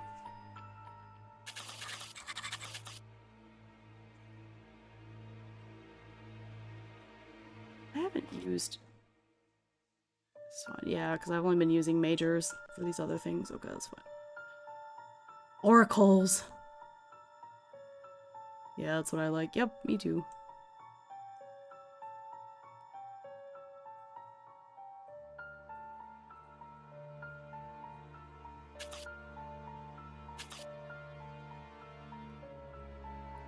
Okay.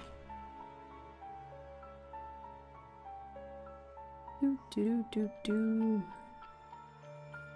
6 or 5.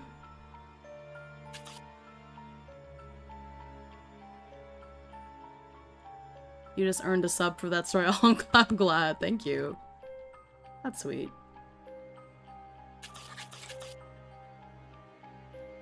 Oh my gosh. Oh my god. Swords. Okay. This is 4 or 3.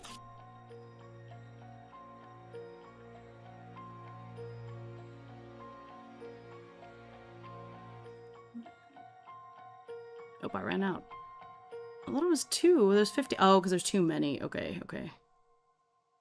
That's fine.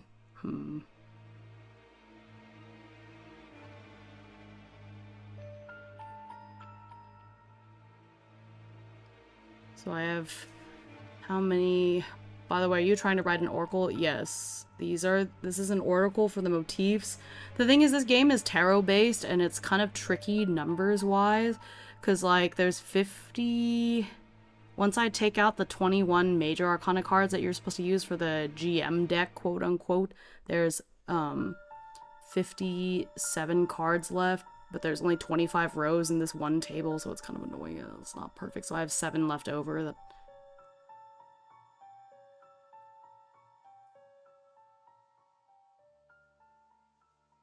I think I'll just have you redraw if you don't get one. Because it's just not perfect, and I don't want to split up the 7, because I don't want a couple of these to be more achievable than others.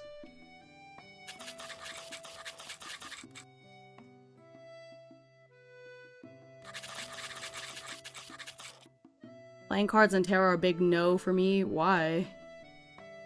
I love tarot cards.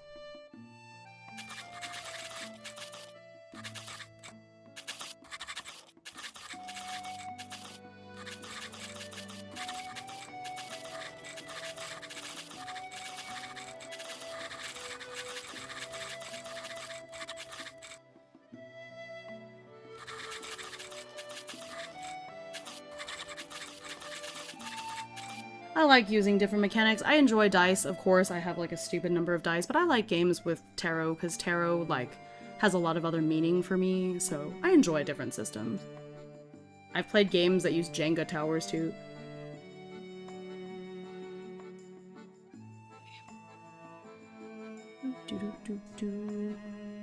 Oh, I just saw Raguna. Oh, also hi Ender. Sorry, I gotcha. Yeah, mouse guard's logic is that failure is a better teacher than success, so you need X number of fails in order to level up. That makes sense. That does make sense. Oh, okay.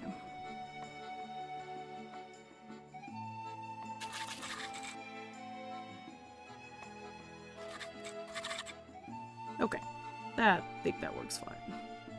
It's not perfect, but it's fine. Okay. So those are all the motifs. Luckily, the game already has motifs in it, so we're just pulling to see which motif to use. Of course, you are welcome, of course, as in all solo games, to simply pull one from the list and not have to, like, you know, randomize it. But hey, I like to have random stuff as much as you can, especially if you're going to be making a whole party of people. Okay, bonds. Play a bond to the hell too.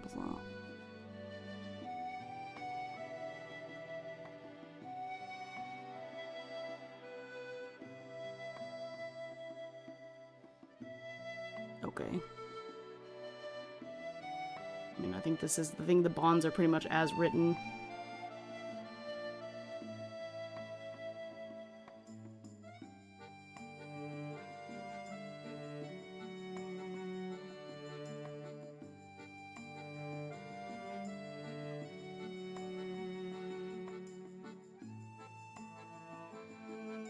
Yeah, otherwise I think it's okay to just play the bonds as written.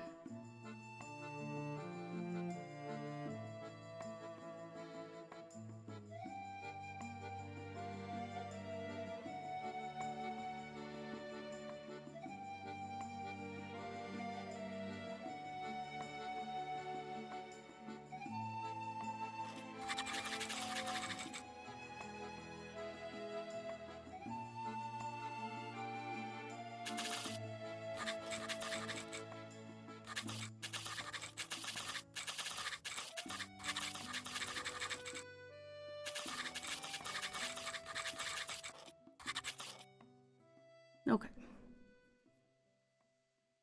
Okay, well, simple enough. I think the rules as written for this are fine. Okay.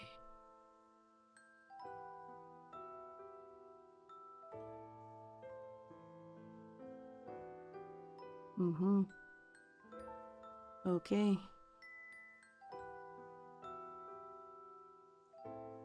This is fine.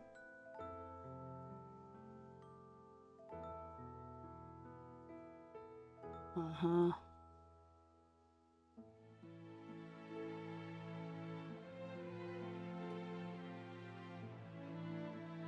Yeah, okay. I think a lot of this is sort of the same. Bidding, lore. Lore represents things that your adventurer knows that you, the player, might not. I think you could just use the yes-no oracle for that.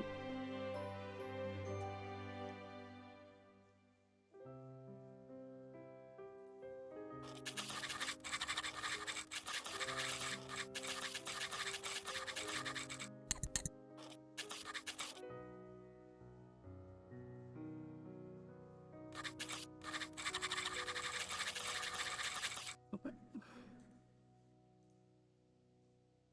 Talents, okay, that's fine. XP, okay, that's fine. Mm-hmm. Okay, it's carousing.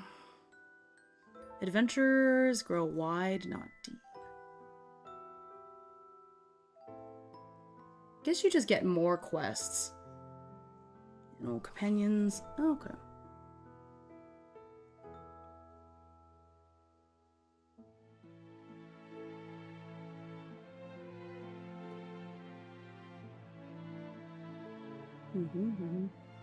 I just changed my name, but it's still me. Okay.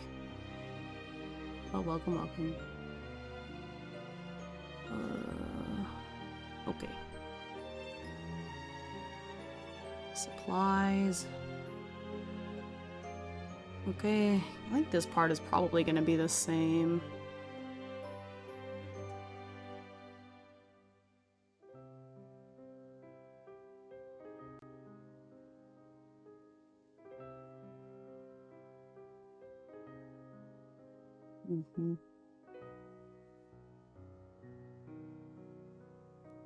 Yep.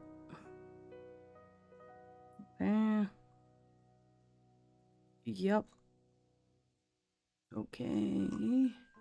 The guild. Okay, this might be important because as a solo player, you're probably making the guild. What is your thoughts on auto hit mechanic? I have never played a game with an auto hit mechanic, so I don't know.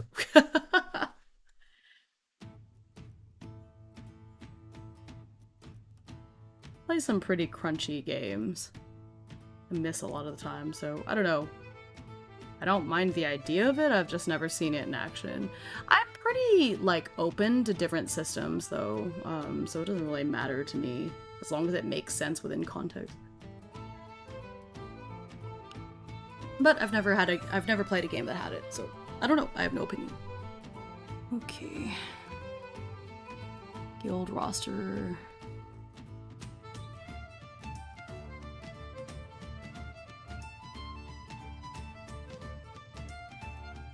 I think guild names are beyond my ken, so that might be something you have to use other oracles for. I don't really want to do that. D&D had auto hit with magic missile. No, yeah, but it's just the one thing. You still have to roll for damage, right?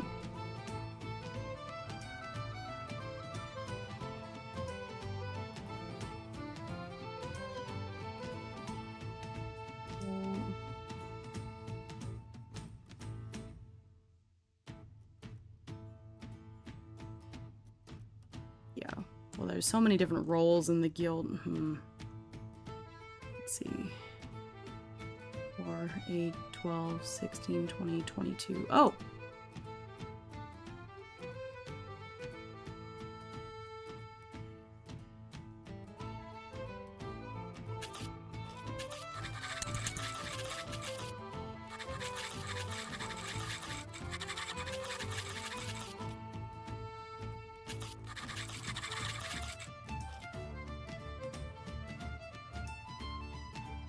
By auto hit, you just roll for damage. Yeah, no, I understand what you mean. That's what people are. That's what Give Me is saying with magic missile, because you just roll for damage. I know what it is. I've just never really played a game that had it as like a general mechanic. I mean, sure, there's a couple of spells that just hit like that, but it's more of a one-off thing rather than a general game feature. For example, rules given in the book, consider...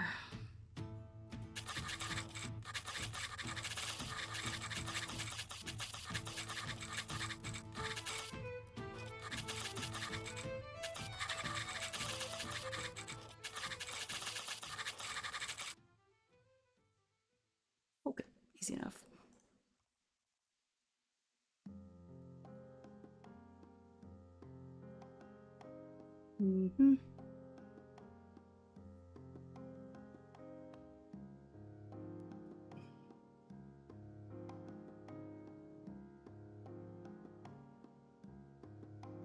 Contracts. Spell I don't mind because they're spell but melee auto hit. Yeah, that's a little strange. Hello, hope you're having fun with the game. Ooh, do I call you, by the way, I was thinking about this. Is it okay to just call you Dreamy? It's cute. But yeah, I'm having fun so far. It's been an interesting challenge adapting this game for solo because it doesn't use dice. You can just call me Dreamy. Okay, yeah. Good to see you again.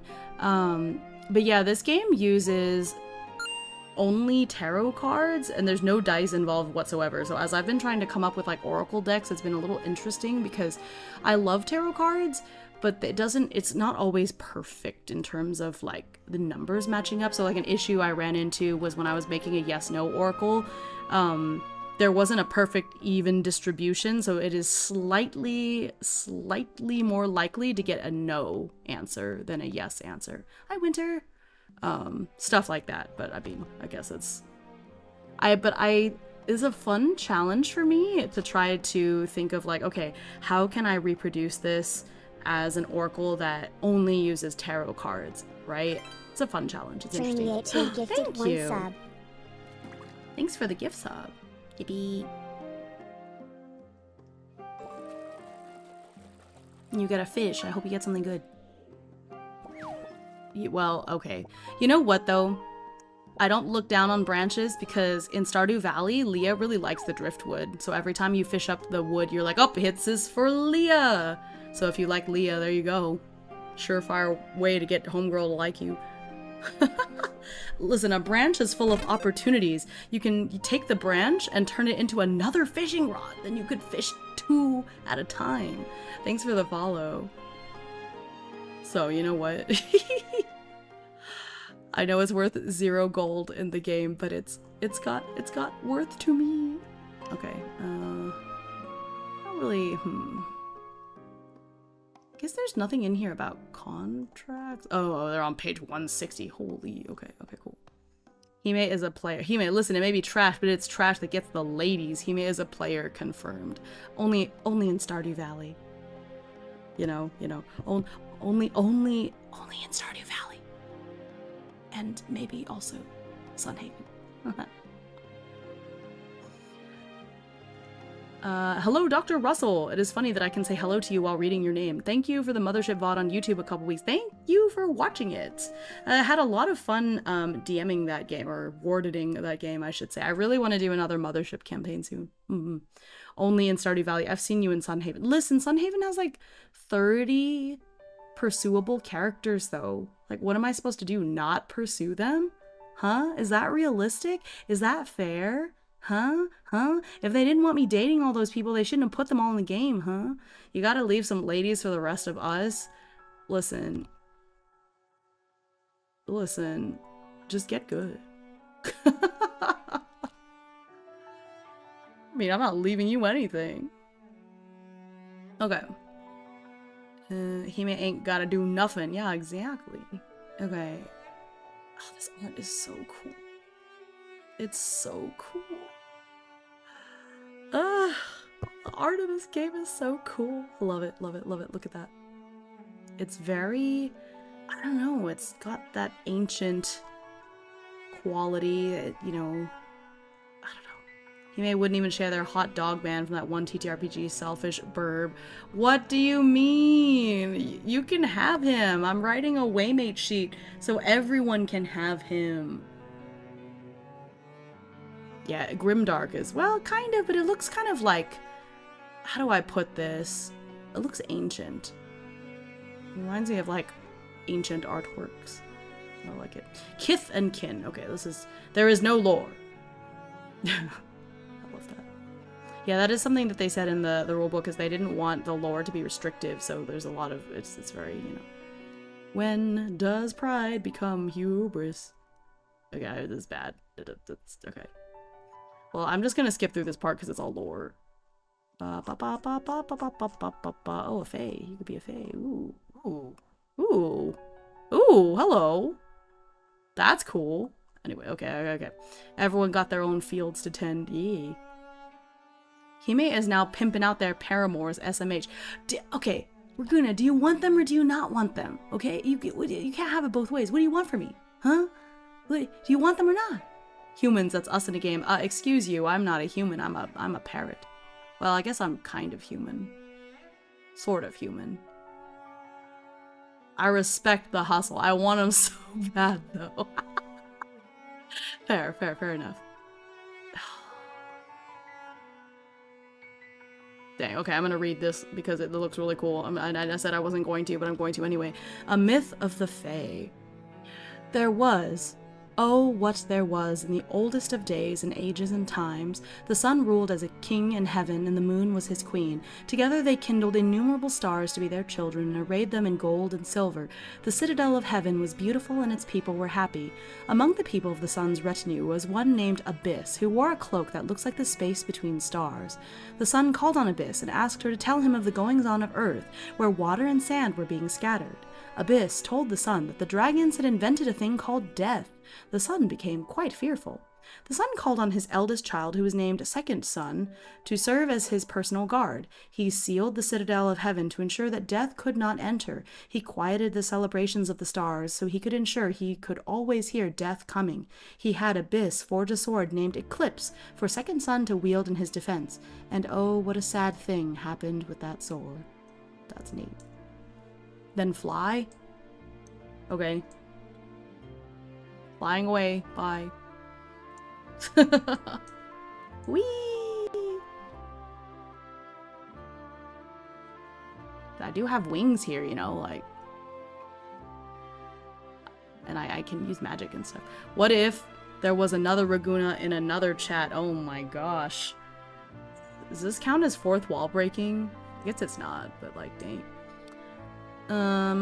That's cool. Oh, Adahe lives in woods. I like these surnames. Sakuruta, coming sun. That's neat. Yeah, I did. I can fly. I told you. Got magic. Okay. Gnomes. Underfolk. Look at that. I will trade you 3 crackers for a feminine paramour. I mean... Is your only stipulation that they have to be feminine? That's pretty easy. I could do that. Goodness. Lots of lore. Alright, we're keep. Oh, there's trolls and orcs. Earth-blooded orcs. Okay, we skip the 4 paths. Here is a riddle. A fool stands between 4 kings. The fool bears a long and jagged sword. The kings are unarmed. The king of wands speaks first. He is a wicked and powerful sorcerer. If you slay these others, I will cast a spell that will bind the heart of the most beautiful woman in the world to you. She will be your bride, and by my arts you will bear many children. The king of cups speaks next. He is a pious man. I am advanced in the initiations of Mithras and speak with the true voice of the monad. Slay these others, and I will teach you deep wisdom. The king of pentacles then speaks. He is a subtle man and very rich. Pah! Bleh! I have enough gold to buy a woman and the cult's favor. Enough of this prattle. Run these other beggars through, and you shall have as much gold as you can spend in your lifetime. Last speaks the king of swords, dullest and strongest of the 4. How is this still being contested? Thou hast a sword. Use it. If thou use it in my name, I shall make thee a knight. All these aforementioned shall be thy reward. What does the fool do? What does the fool do? What does the fool do? Hungry, what should I eat? Tacos. I'll give you 5 if they're horrible. We can fix them. But we can fix them. You can't fix any of them. They're unfixable, so... I don't know. Can't fix anyone. People are not made to be fixed. You should just accept them as they are. Okay, talents, okay. Interesting.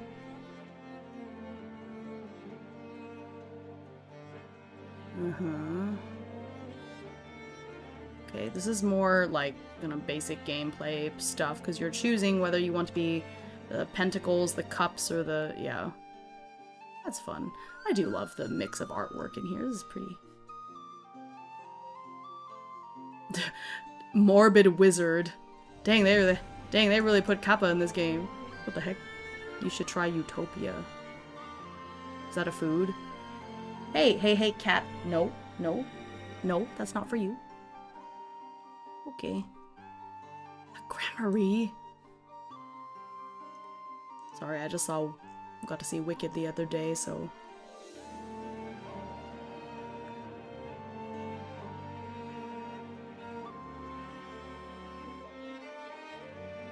No, that's a TTRPG. Oh, okay.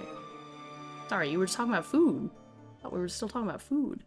Okay. Okay, so here we are in the crawl phase. mega dungeon. Inherently strange. Lots of smaller dungeons, different rooms. Yeah, see, this is where the Caer Nathalis, like, room thing, room oracle, not really an oracle, but like the random rooms in Caer Nathalis would be super useful. 911, I'd like to report a drive-by. A wizard just caught some strays. Oh, am I wrong though? Sorry, was I wrong though? Each dungeon level has both a map and a meat grinder table. Oh, okay, I have a meat grinder table. I think the DM has to create the rumor mill. Okay. Wait. Secret doors, locked doors. Okay. No, you were dead on. You know, I know, right? Is he still here? He was here earlier, man. He didn't hear anything, right? He's not here. Watches. Okay.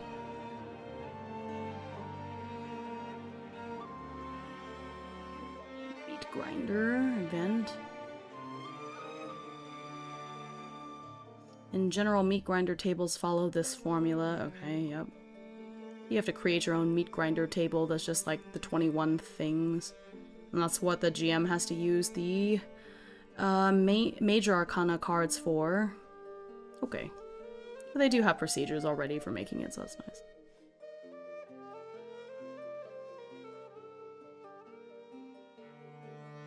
Okay.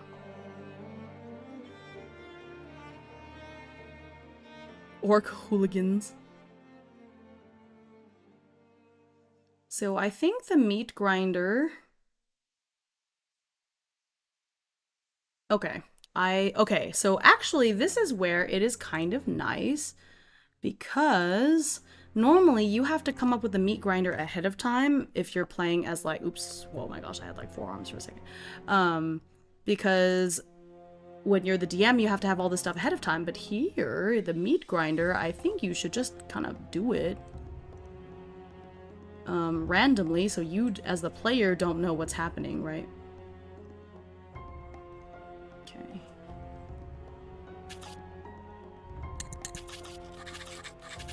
I think it's very funny that...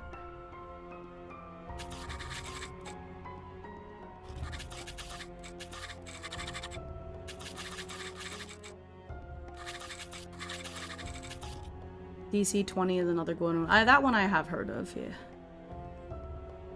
Let's see.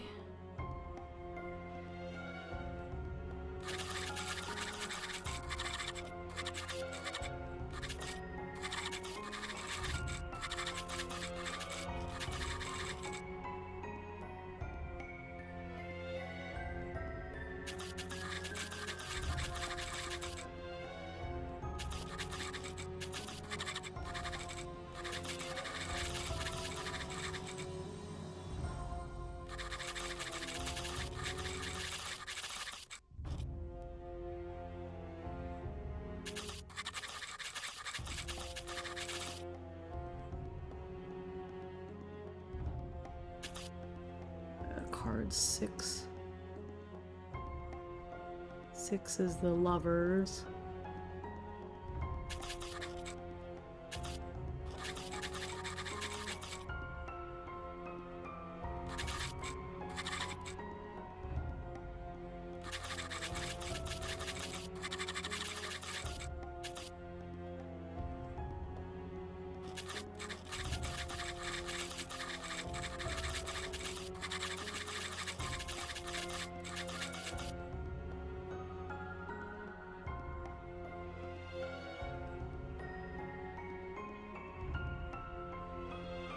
Do I want to create oracles for that? I think that's a little too much.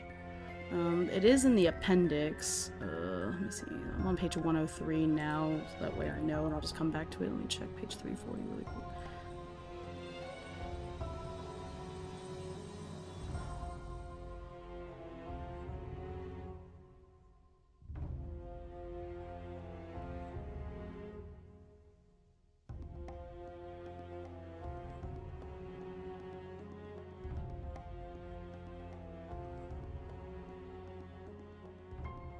Hmm.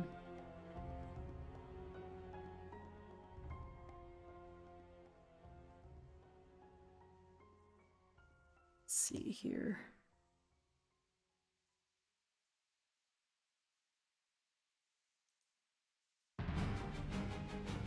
Just bought this book yesterday. Oh, fun.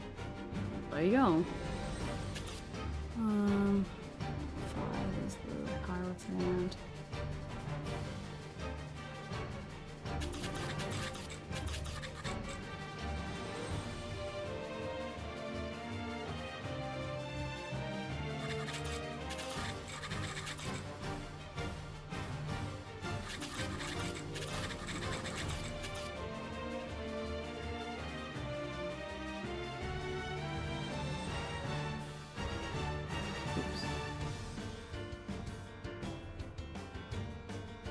Hmm.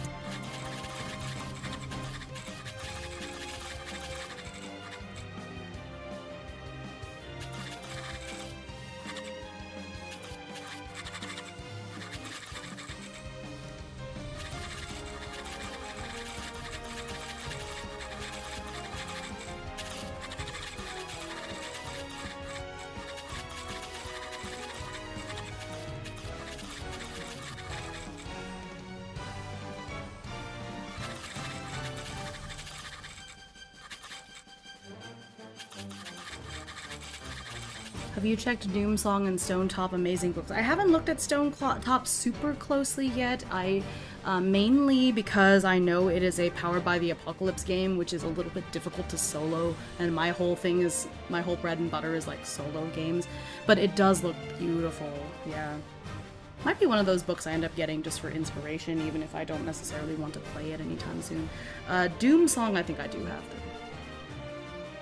I have so many TTRPGs at this point, I start losing track of what I have and what I don't have. A TCG stream. Yep, that is one of the goals if the Donathon makes it there.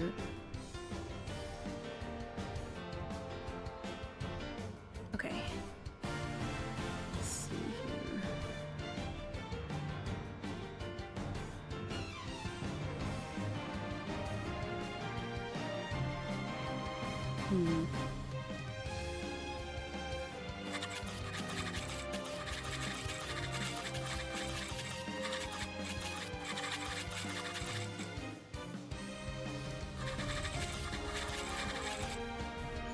Okay.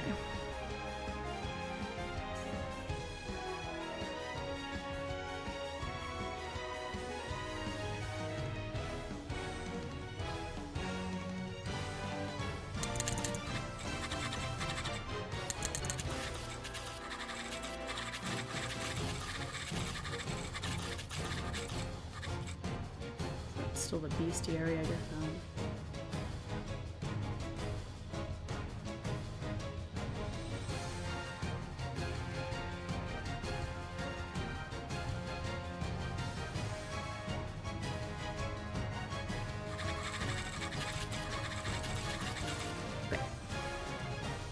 I'm writing a lot of notes. There's a lot of more notes compared to the other games. There's just a lot going on here. Holy, okay. Okay, let's see here. Okay.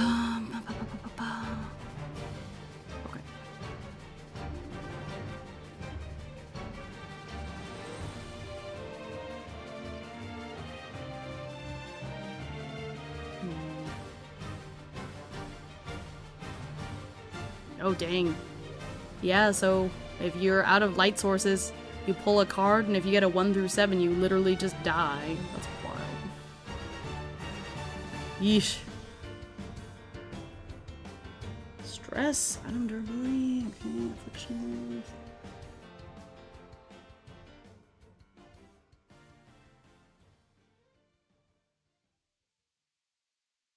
Oh, well, that's neat. That's dispositions. Look, there's already an oracle for dispositions in here that the GM can use. That's nice. It's so cool watching you turn group games into solo games. I'm so glad you're enjoying it. I thought that would make for like a fun, like, theme for the Donathon, you know. By the way, just so you know, since we were discussing solo games, DC 20 and Cosme are not solo. Yeah, it's fine. I am very, like, I'm pretty confident that I can turn any game that I actually wish to play into a solo game. I only play solo games and GM. Solo is basically playing GM prepping. Yeah, I know, right? Nice badges. Thank you, thank you. I think it'll be fun for people to get them over the next couple days. Ooh. Okay. That's nice. Use this for NPCs too. When you're playing solo, kind of like ideally. I really like this. I like the what's it call it? Philosophy. Hi, Izzy! Okay, we're gonna skip past this stuff. Example will be okay. Ooh, wow, look at that. As a forever GM, it's nice to be able to play the games you GM. I know, right? I do appreciate- oh, there's a person there! Oh, ah, oh no. Oh, yikes. I hope you're okay. You're probably not. The challenge phase, okay? Uh-huh. Okay.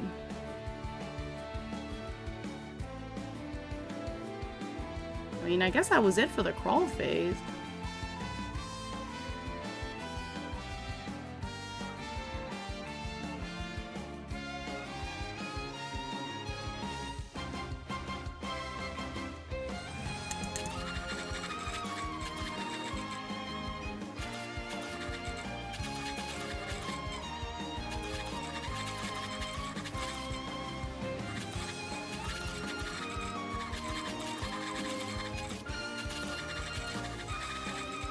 Sure, when Hime plays a solo game, it's good content and interesting. When I do, it's, oh god, what the hell is wrong with you? Please never stream that again. What? What do you mean? Have you streamed a solo TTRPG before, Give Me? Are you holding out on me? Yeah, I saw this one looks too D&D-ish for me. Yeah, I haven't looked very closely at the Cosme RPG. But I've found that a lot of the IPs that are based on, like, pre-existing things all tend to be, like, 5e reskins, so.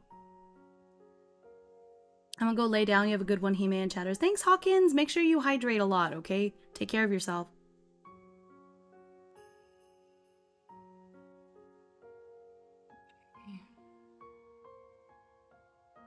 Uh-huh.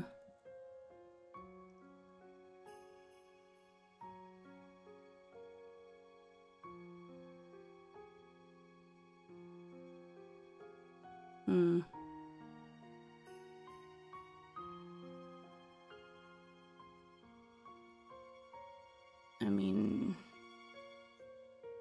Okay, let me see. This might be a little...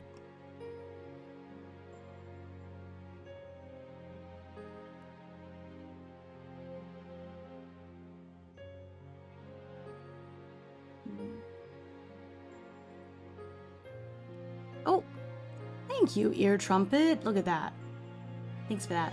I'm into Choir of Flesh and Pirate Borg these days. Choir of Flesh is so good. Don't blame you. Yeah, I own Pirate Borg. I haven't looked closely at it yet, but I know that there's like a lot of solo rules for Mork Borg that I think you could adapt for Pirate Borg. I might be revisiting that one soon because I've been really into like pirate stuff lately because of Windrose, so. Nah, joke based on the assumption that people. I see.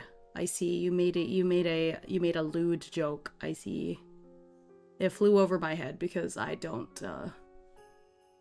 I have to be in the right context to understand lewd jokes. I always say it's not that I'm say-so, I just my brain doesn't automatically go there, so. Okay. Okay. Challenge cards.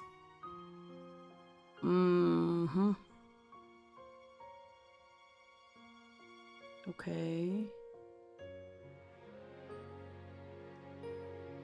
Best rule set for Morkborg. Solo Morkborg is Recluse. Tried them all. It's the most complete IMO. I've seen that one. Yeah, that's good to know. Well, I know that Machine Gods of the Noxian Expanse by Black Oath came out with like a Morkborg rule set recently, so I would look at that too to kind of see how you could play it solo. Hi, Atomic!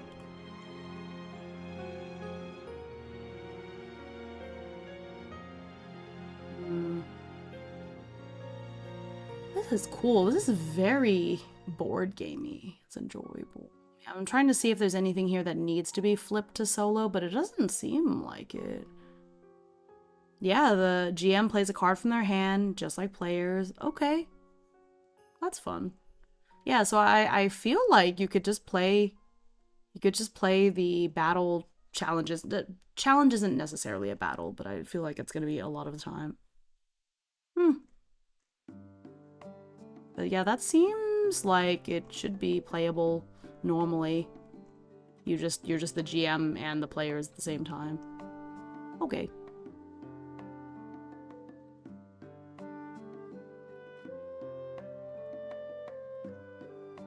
Okay.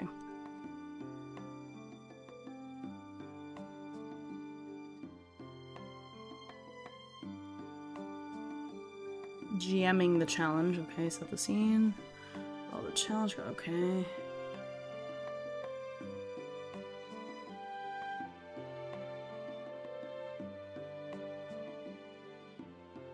Okay, you play. Yeah, the enemies go as a group.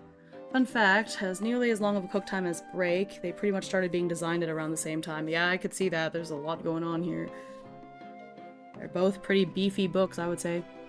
Questions about Choir of Flesh. Does it have expansions or require cards? It has Apocrypha, which is not... I guess it's kind of an expansion. It's like a little zine. It does not require cards.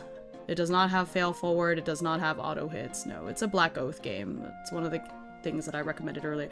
Like I said, I've only ever played, or I've only ever encountered one game that had a fail forward system. And Black Oath is not it. Black Oath games are very crunchy. You are probably going to die.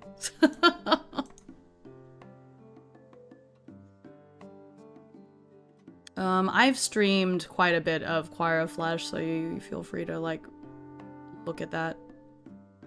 I have one that's just, like, explaining the game in a nutshell, too. So, it's one of the games it's one of my favorite solo games. The fail forward mechanic is dying. That's good. I mean, like I said, I do not encounter it very often. I don't seek out games like that in the first place, I guess, so... I just don't like it. I think that sometimes failure should just happen.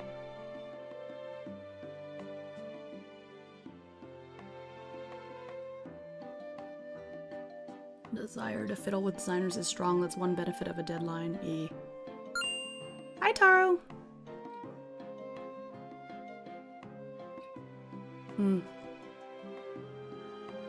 Yeah, okay. I see.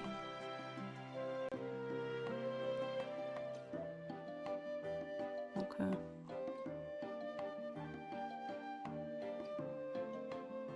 Good to see you. Hope you're doing okay.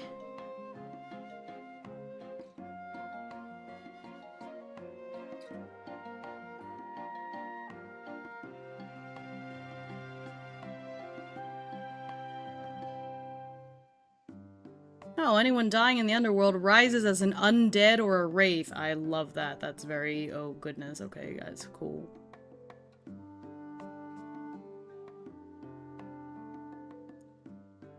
Is it player always goes first? No, there's initiative. Player wouldn't always go first if initiative wasn't a thing, so...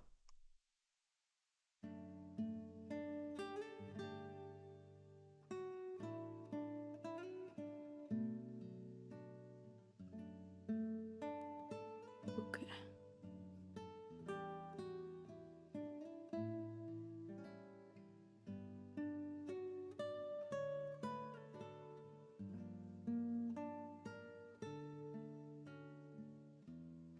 Yeesh, that's creepy. Alright, they have an example for how a battle goes. I'm just gonna skip through this part. Cool.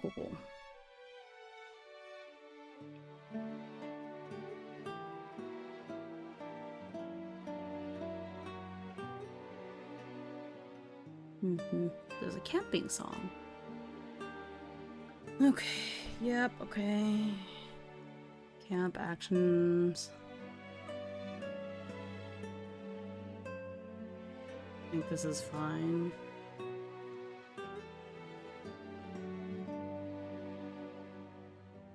Okay.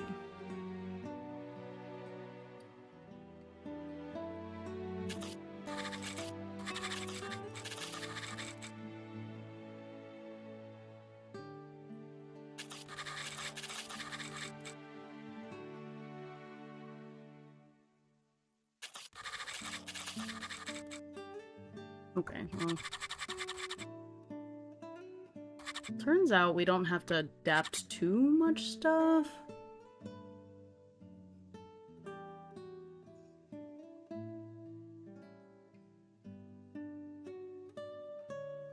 Okay.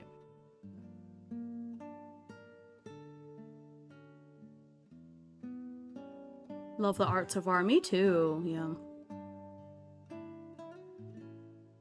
The 10-foot pole companion is funny. Oh, 100 streams! Thank you for the stream streak for that. Okay.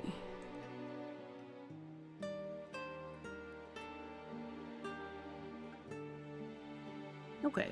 Yeah, you get to still do the meat grinder table here too. Fun. Overland travel. Yeah, okay. Right. City phase.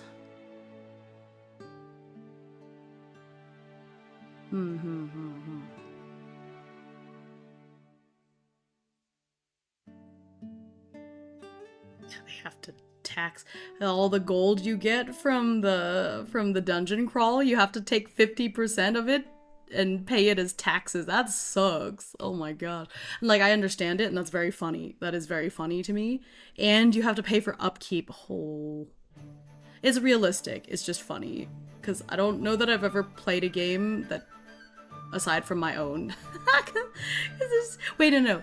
Ballads of Dawn doesn't have taxes. We only have debts. We have debts. We don't have taxes. This is the first game I've seen that has a tax mechanic. That's funny. Oh, man.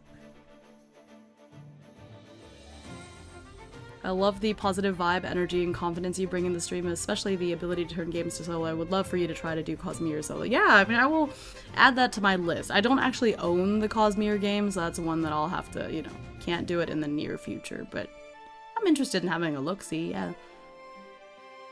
Dolmenwood solo would be nice too. Yeah, that is, spoilers, that is on my list. So if the Donothon keeps going, that will come up, for sure. That is a game I own. I own the books. Actually, I think I got the PDFs too with the books. But yeah, I love Dolmenwood. I haven't played it yet, but I love the idea of it. And I have a friend that already plays it solo, so I don't think it's very difficult to solo. But yeah, that is 100% on my list. You don't have to worry. This week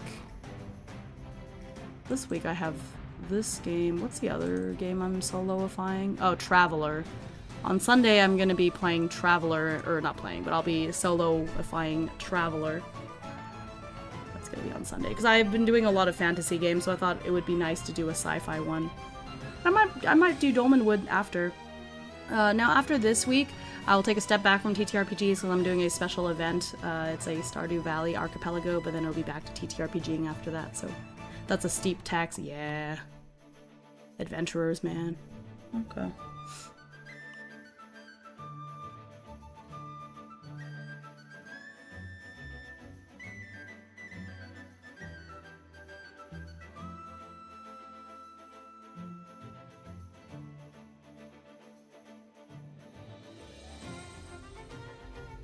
My sci-fi go-to are Death in Space or Death in Space or Mothership. Mothership is great. If you haven't played Astro Prisma yet, though, I highly recommend that one. That is like one of my favorite solo TTRPGs. It is super balanced. It finally just came out for non-backers less than a week ago, I think. So Astro Prisma, definitely check that one out. It's so good. Debt and Death, the inevitable Himeutsugi story. Excited for Stardew Valley. Me too. Yeah, so that's gonna be fun next week. Okay, I'm trying to see here. City events. Okay. Yep. Yeah, similarly to the meat grinder. Okay, I see.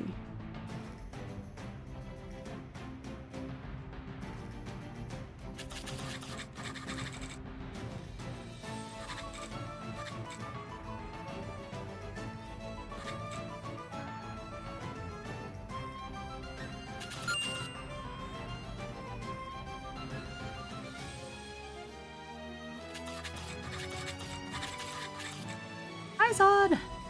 How are you? Okay.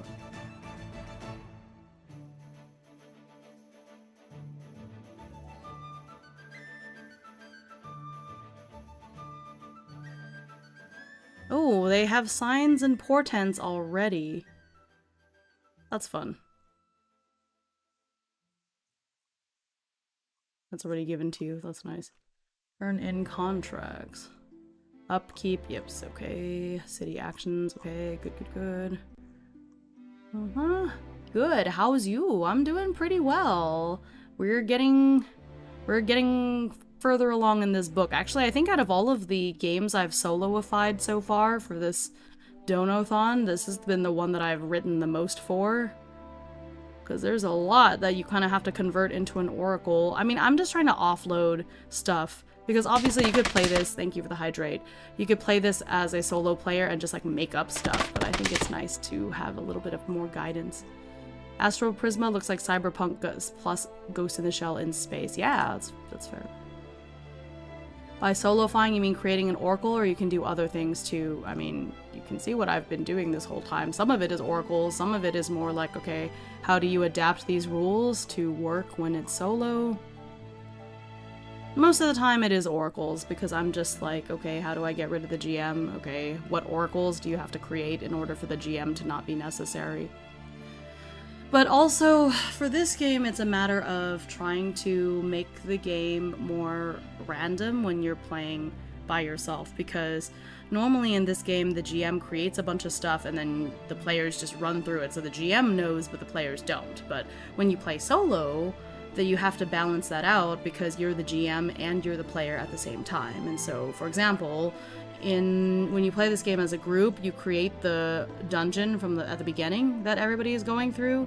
But if you're playing solo, you don't want that because then you already know everything that's going to happen, and so there has to be a way to randomize the dungeon. And that's part of what I wrote in here. Yeah, Astro Prisma is definitely a bit cyberpunk, but it's awesome. I really love the way they do the story with the factions and the space exploration. Okay. Okay. Hold a funeral. That's funny.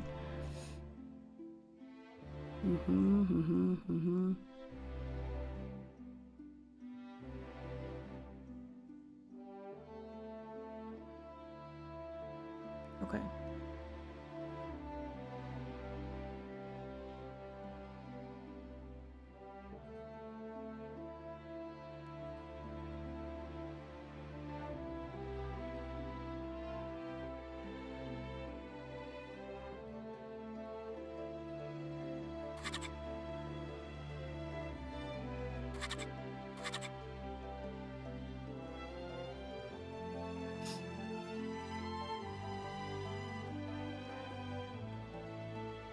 That's what I struggle with. If I know something, I cannot pretend my character doesn't know it. Does that make sense? It makes sense. I think when you play solo for a long time, though, and I've done a lot of writing even before I started playing a lot of solo TTRPGs, and so I think for the sake of the story, it's fun for me, and I don't mind it if I know something and the character doesn't, because I can still properly roleplay. But I do think it takes the fun away from the story, from the playing the game as a game, if you already know everything that's going to happen. Hi, Lil! Good to see you. So there's definitely an element of wanting to randomize stuff so that you as the player don't know what's going to happen. And that's what the oracles are for. Because otherwise, if you could just answer your own DM questions, that wouldn't be very fun, and that's why the oracle is important, so... It has a very unique history because Mark Miller just wants people to play his game, so it has multiple publishers and even been adapted to GURPS. Oh, wow. I'm excited for Traveler. Are you going Mongoose 2nd edition or T5? I don't know. Whichever version I got from the bundle of holding. I think it's the 2nd edition. Pretty sure it's the 2nd edition, actually. I guess I can check.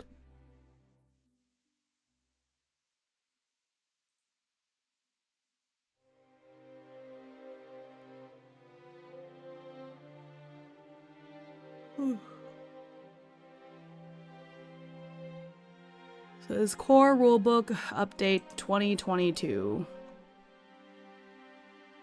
So, I don't know.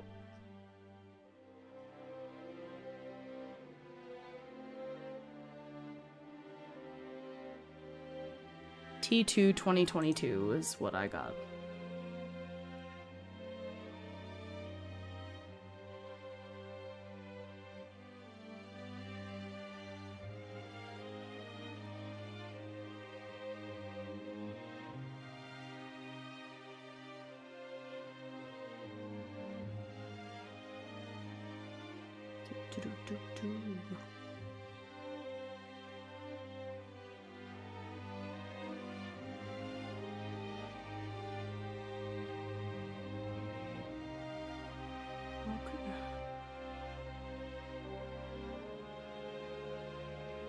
Let's see here.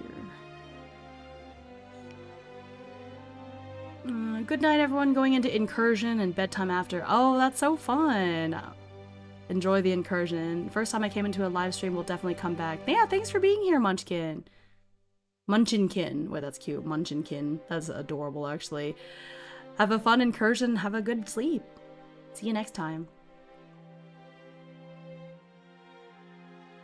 Munchinkin is actually so cute. Okay, I see.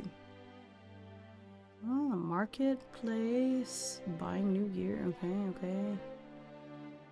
Oh, the omphalic market. Tell me why I read this as the Ozempic market, and I was like, what the? No, that's not what it says. Okay, bunch of... it just says booze. Booze is any alcohol that's nice, strong, and expensive. Weak alcohol like small beer, cider, or watery wine is considered to be part of a ration. That is pretty funny.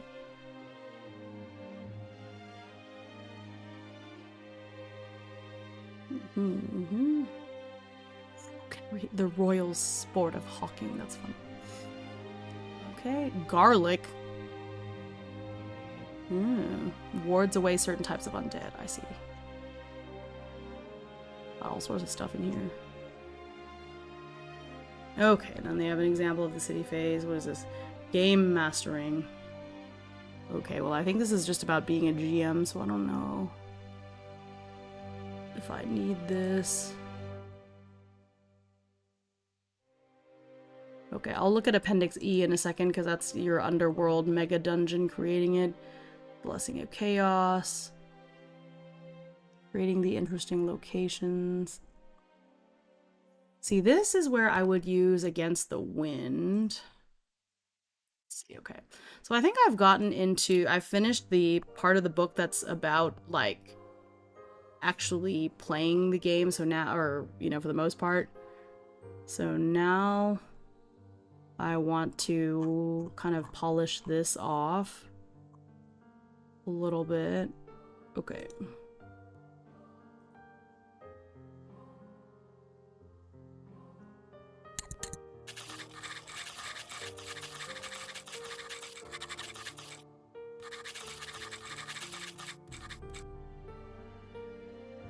I don't want to reinvent the wheel, so where there's stuff that's available, I would prefer just to say, hey, if you want to help create a random dungeon, use Cairn Nathalis. If you want to make cool locations, use Against the Wind. Like, they're already there, so I do not want to sit here and reinvent the wheel for free. Let's see, interesting antagonist.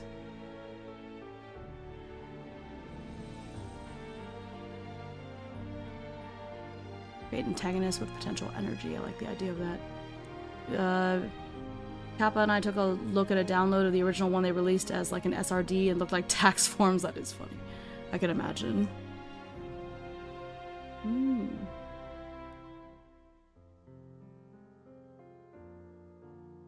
Oh, that's cool.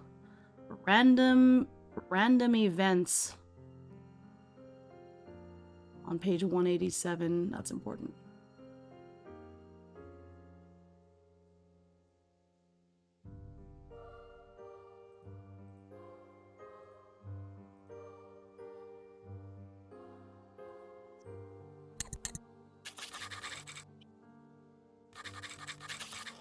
Does Cairn have a story to it, or is it straight up you spawn at a dungeon? It has some story. I wouldn't say it has a super strong story, but basically your character was accused of a crime and you were executed.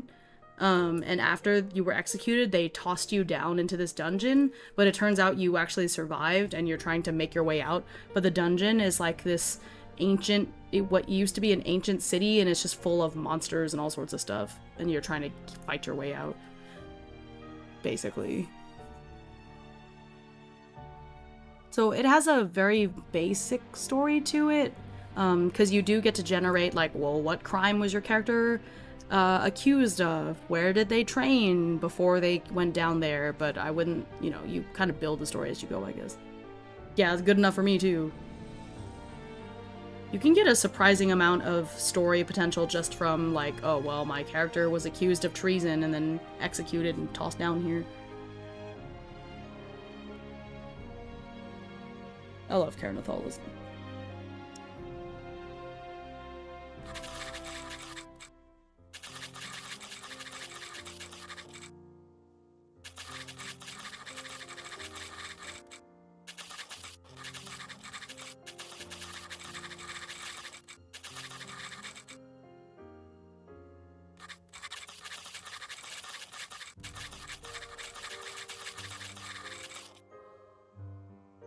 So sort of a random event.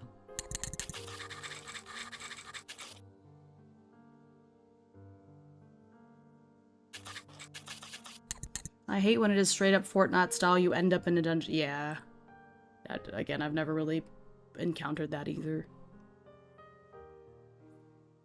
Okay.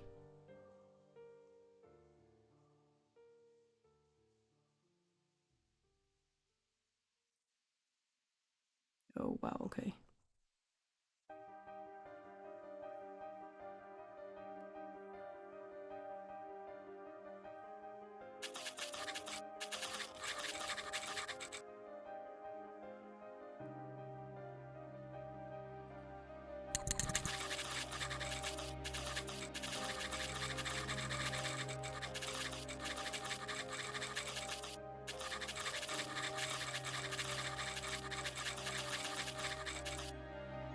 Have you tried the 2d6 dungeon? I think I tried it once. I don't remember what I thought. It was a long time ago. Is Scrape Hounds a sci-fi version of Cairnatholis? I have no idea what Scrape... Oh, I have no idea what Scrape Hounds is.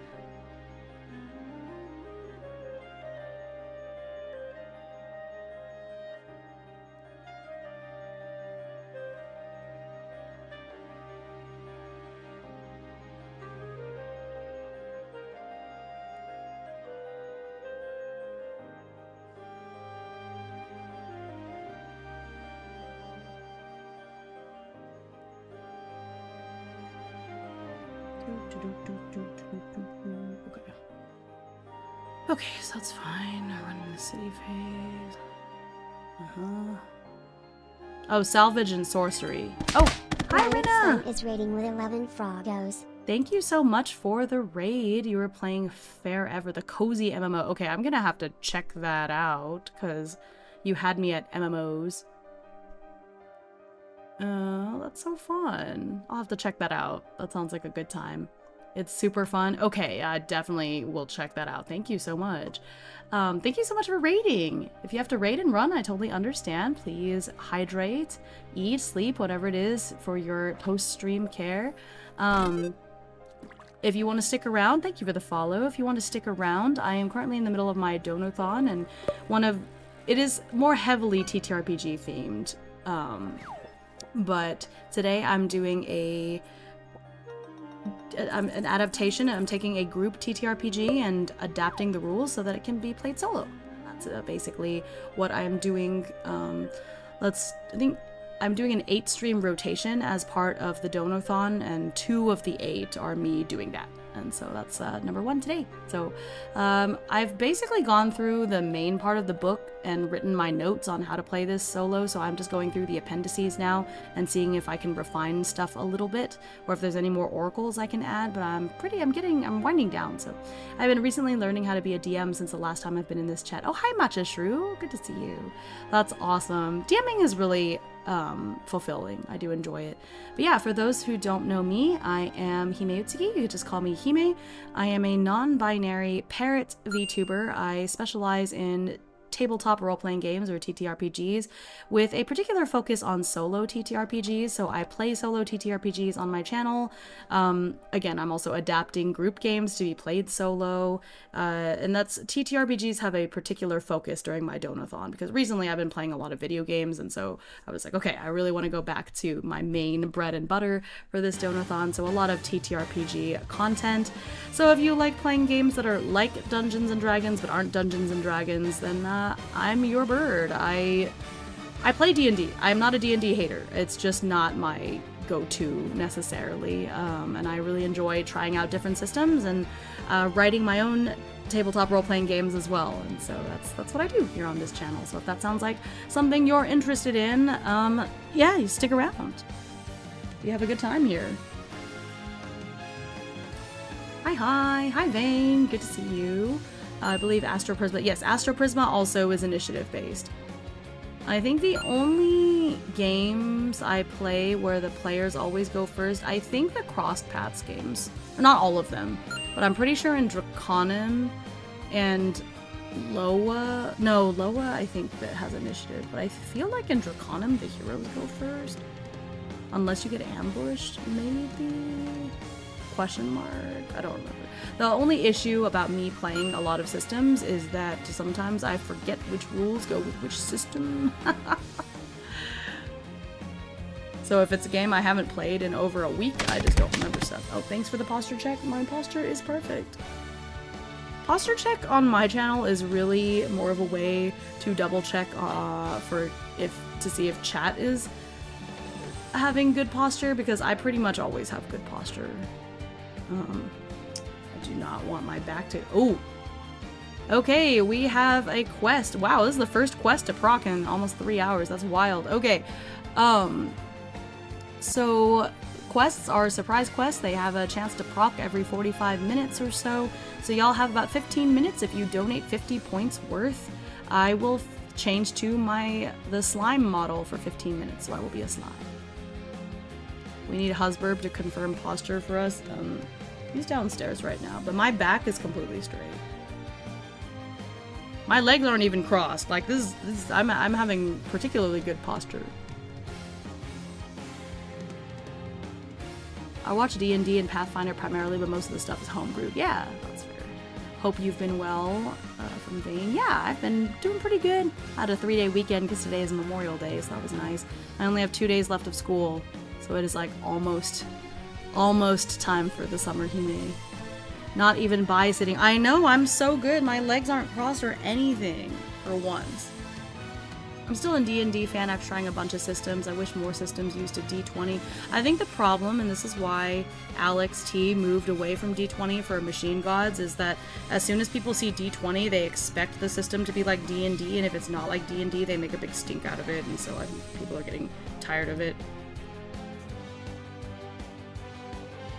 Almost there. I know, so close to summer break. Well, I say that, but in June I work. So my real summer break is July, but I only work 3 hours a day in June, which is nice. Yeah, I don't mind D&D. I'm certainly the most familiar with it, because while it wasn't my first TTRPG, it's definitely the one I've played the most by this point. Sometimes that's not what I want to play, that's all. My fave is GURPS since it can do anything, but I also love indie systems. Yeah, I've actually never played GURPS, although I'm like fairly familiar with it. Okay. Anyways. Completing quest, soft ending.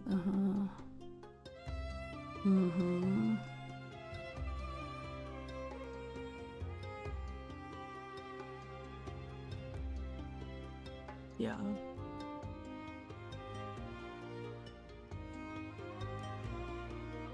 Retro The central influences on His Majesty the Worm all happen to be comics. Dungeon Meshi. That's the first one.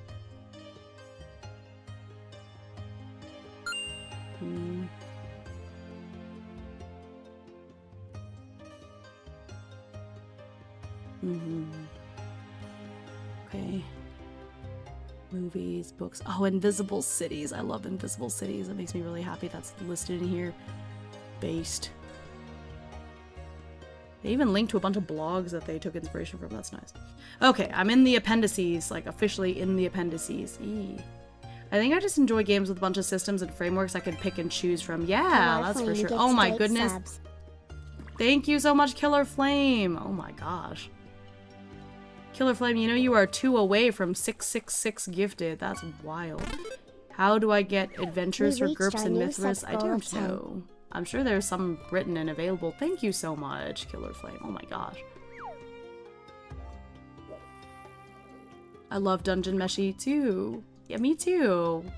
Yeah, it was a huge inspiration for this game. Hime, don't tell me that. You're right. I'm sorry. I shouldn't say such thing. Well, it's in the message. You're at 664. You got a koi fish. Yay. Thank you. We are now only 10 points away from the slime model, which is $5. So if somebody wants to send 500 bits or something, that'll do it. That'll do it. Oh, I forgot to add the time and the points, because Ear Trumpet gave a membership earlier. Let me add that really quick, because that... I don't know if that'll add for the quest, though. That was 6... The YouTube? No, YouTube did not auto-add. That was earlier. Divided by 2.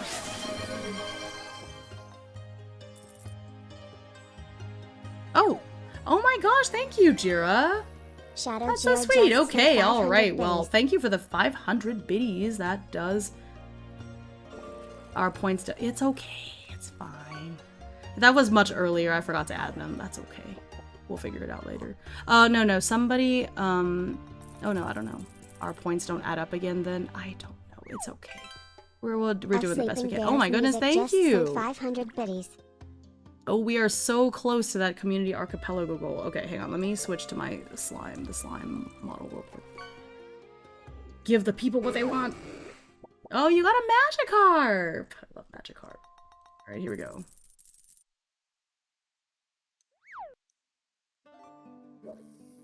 Oops, oh no, I took my glasses off. Ooh, okay.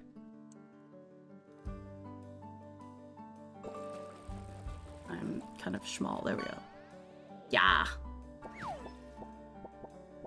Ooh, you got a Candy Corridorus. Look at that. Slime Hime! Yeah! Okay. Ooh. 15 minutes for the slime. Oh, and there's a hype train! Oh my goodness, thank y'all! Oh my gosh. Didn't add them for Trumpet on purpose because I thought it auto-added. The YouTube stuff does not auto-add because YouTube is not connected to this widget at all. It has absolutely no bearing from it. Like, it has nothing. I don't think it takes anything from YouTube, to my knowledge. I guess I could double check it later, but I don't think it auto-adds. Now I have to check. I don't think it does. It's easy enough to subtract if it does, but I don't think it does, because I don't remember hooking up my YouTube at all.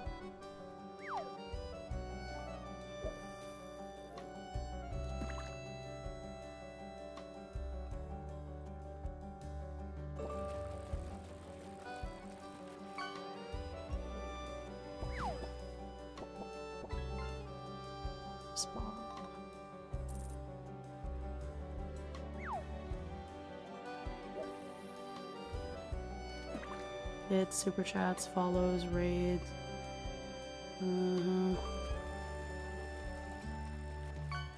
Yeah, it only has Ko-Fi and Twitch. It does not have anything from YouTube. So I think it's just that around when Ear Trumpet gave that, somebody else did something too. Like resubbed or something. It's fine. Hmm? They didn't go up by the mountain. Same. Okay.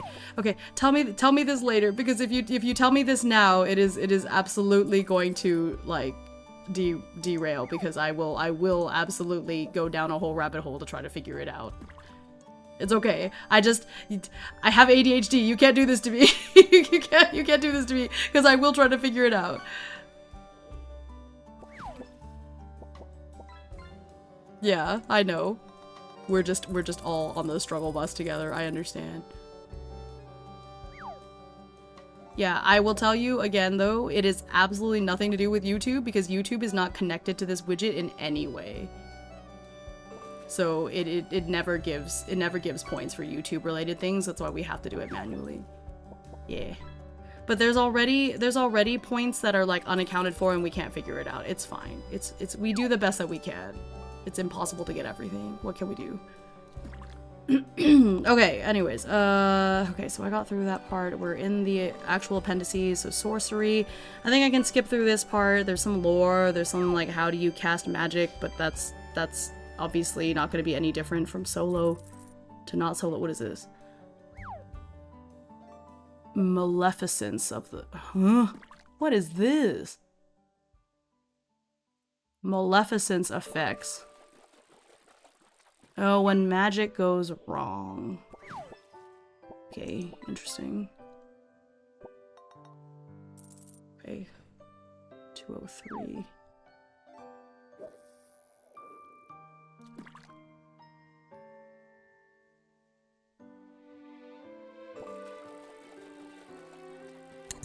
No, I just missed something. There was another table I was gonna write down. Where is it?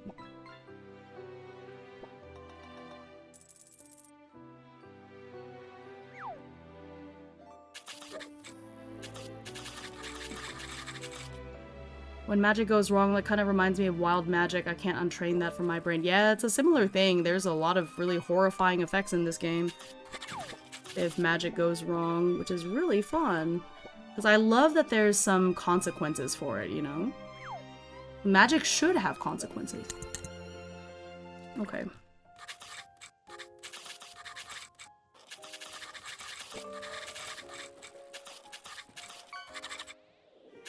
Oh. Hey Hime, why can't Sir Jerry the Dark, famed fallen paladin, walk straight? Why?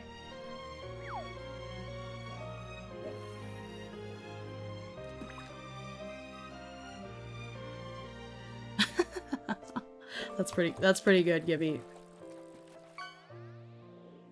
I had a friend who ran a one-shot where if you rolled in that one on a nat 1 on any spell, you would trigger a random other spell. That is fun. Alright, I'm gonna go off now. Good night, Ender! Rolidus says, Slime Hime is back. Haven't been here in a while. Hi! Good to see you. I think things are going well. I'm in the middle of my donathon. Day 11. I did have to take 2 days off for personal reasons, but I am back. Doing well. Timer is going well as well. Boing! Everyone likes Slime Hime.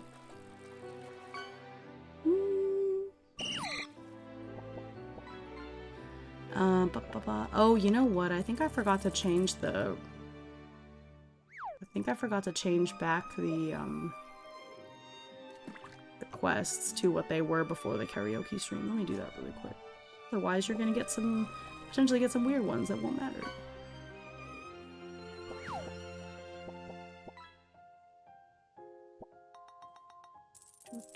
Yep.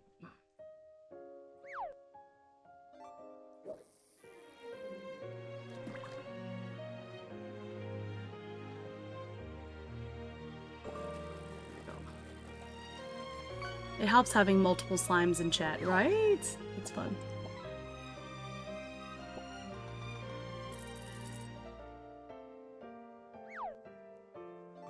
Okay. Any more Oracle spells. Okay. Ooh, what's this? Malediction curse. Okay, well, that's part of the... Okay, that's not really an oracle, so that's fine. There's so many spells. What is this? Alchemy. Okay. Scroll, scroll, scroll, scroll. Monstrous mixology. So these are some... Okay, you're gonna have to create some monsters on your own, because there is sort of a bestiary. Sort of? There is... Okay, no, there is. I just had to keep scrolling. Okay, I see. I don't understand how Slimeborb is clearly a slime, not a borb, but is recognizable nonetheless. It's the colors and the glasses. And my voice, of course. There is a slime model that I think has animal ears, but they didn't have wing ears, so that's why I didn't get that one. But I think someday it would be fun to commission like a burb slime that looks a little bit more like me, you know? It's on my list. Oh, but I love how bouncy this one is. I wonder if I could just commission this artist to do it. Can I just pay them to add wing ears? Wing! Boing!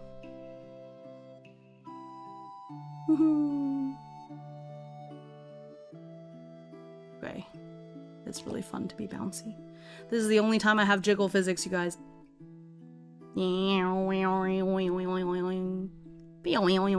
Okay, that's making me dizzy. I have to stop.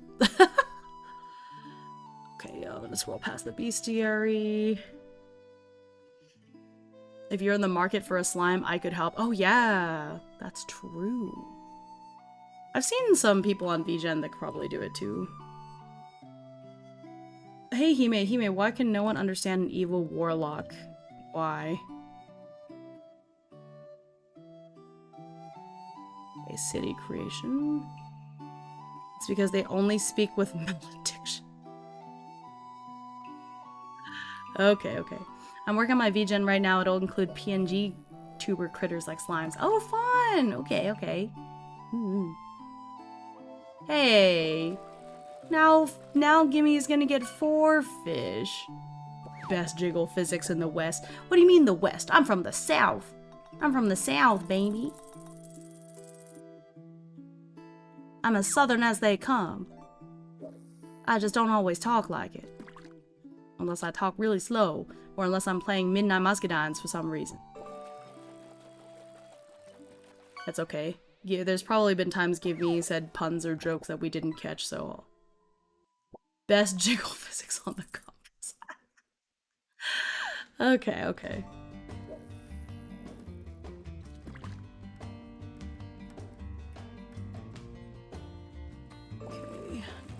I'm gonna stand up really quick. I've been sitting for a while. I don't know if anybody actually redeemed a stretch recently, but I'm gonna get up and stretch anyways. Oh, I heard that back crack. Ah, okay. Feel pretty good now. It's hot. It is hot up here. Okay, here we go. Often.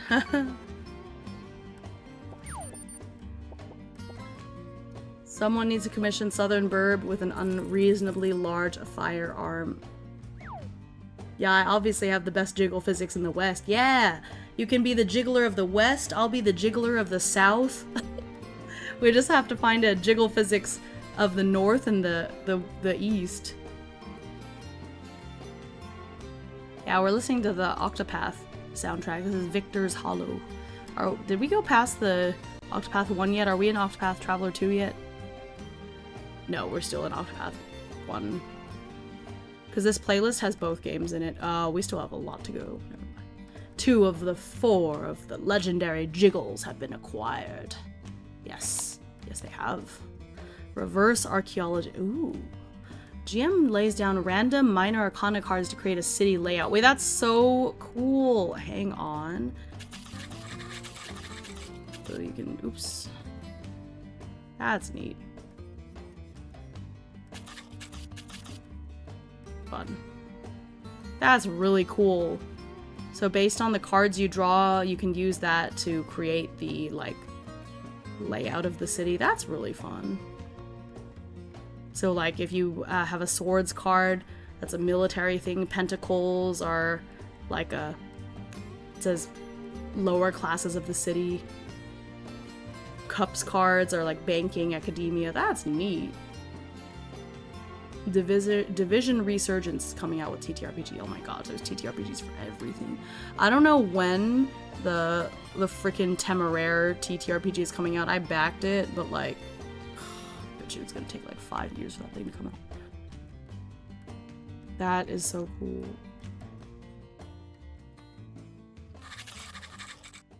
That is, I really love this city generation mechanic. I cannot read this out loud, but it's funny. The like red light district, basically.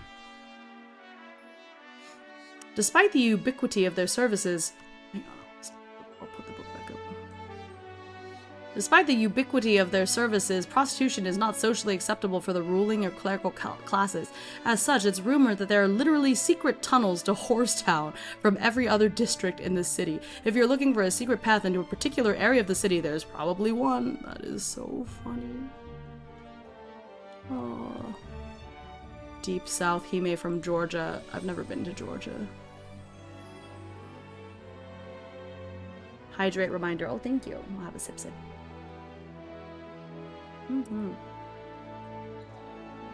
Okay. That's cool. I'm getting close to the end of the book, you guys. Oh yeah, here's the underworld creation. Let me see if there's any, like, a lot of stuff in here, or if you really do need more oracles. Have you tried Last Oath? No, I've never heard of it. Tell me about it. Ooh, they do have dungeon seeds. Nice. Okay.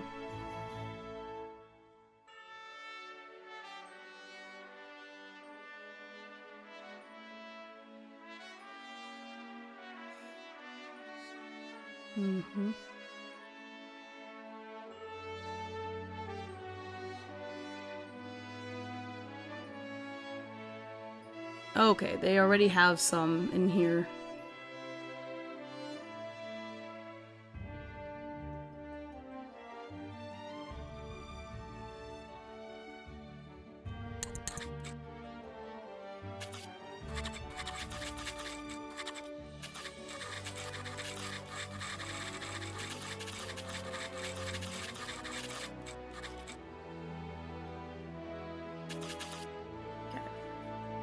You got Wizard Borb, nice.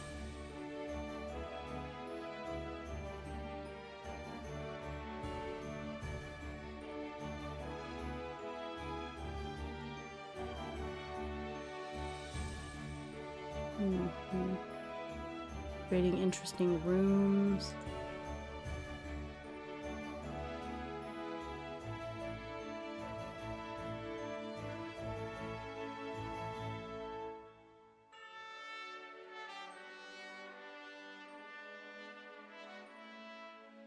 Okay.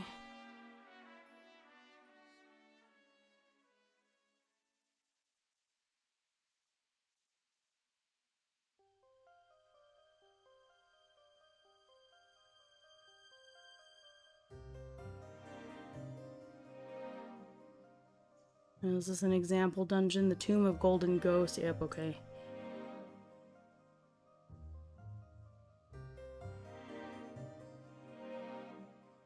Okay, I got to the end of the book.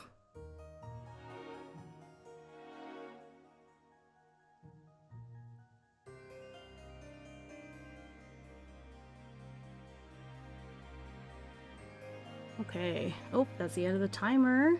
Time to change back to myself. That was fun. Thanks, y'all, for the donations and helping that happen. Okay. I'm back. Okay.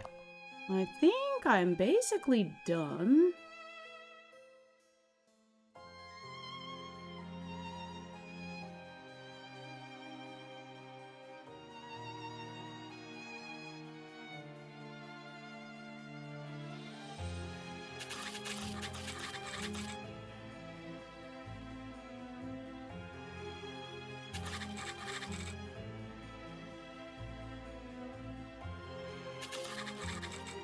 Yeah, so I unfortunately think that with the bond system being necessary for resting, you kind of have to create a whole party, or unless you want to just get rid of that.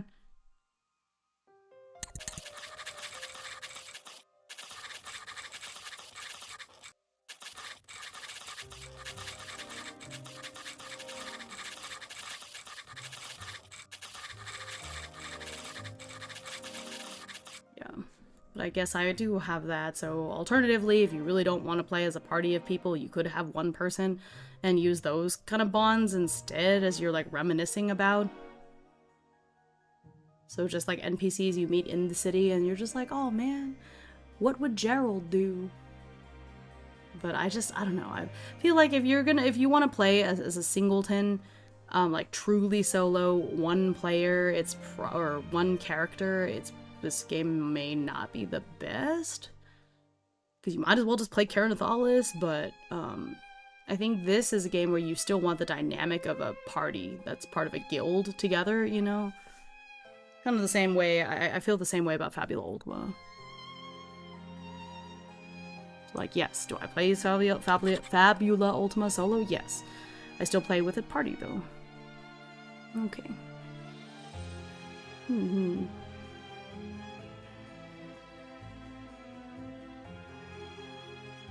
Okay.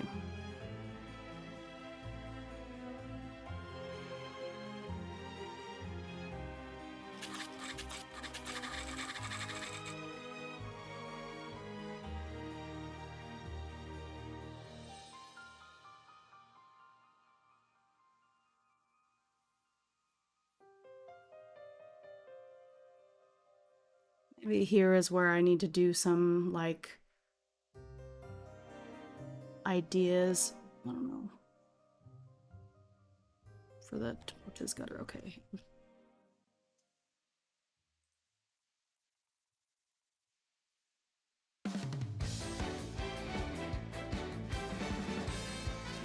Grinder thing here.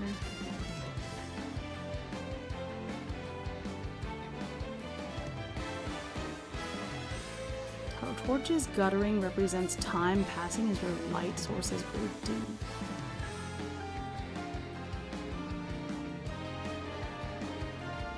They'll flicker and occur multiple times. For an example. Yeah, I guess you don't have to do anything for the torches gutter.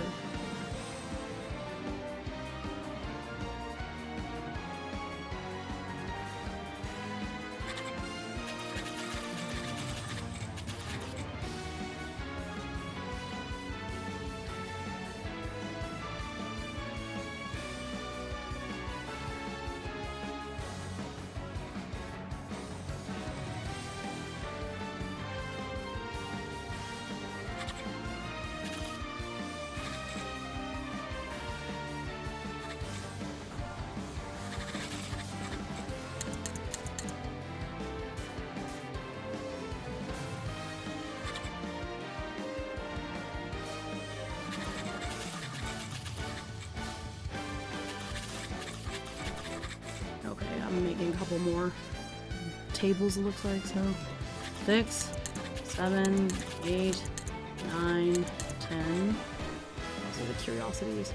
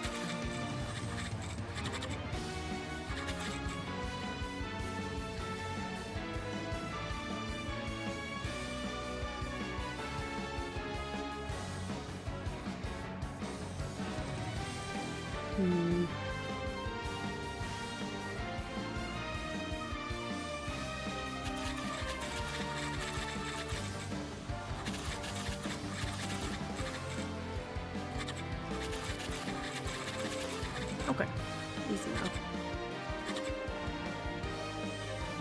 curiosity there. Then we have the travel event.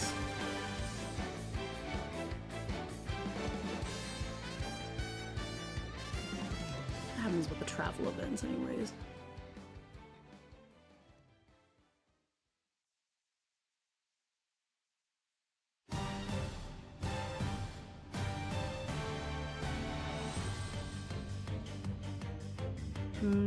Travel events represent things that go wrong during a journey. Resource management, test fate to avoid a hardship. Okay, I see. Alas, the time of Eeps has dawned for the flame. The kindling runs low. I'm to bed. Good night, Killer Flame. Thanks, manager.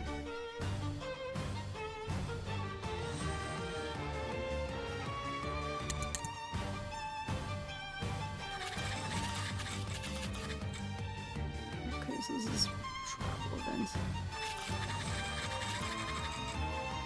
Here we have 11 through 15. Good night. Thank you for the hydrate. I just did all of these things a second ago. Not to increase the cooldown, honestly. Thank you.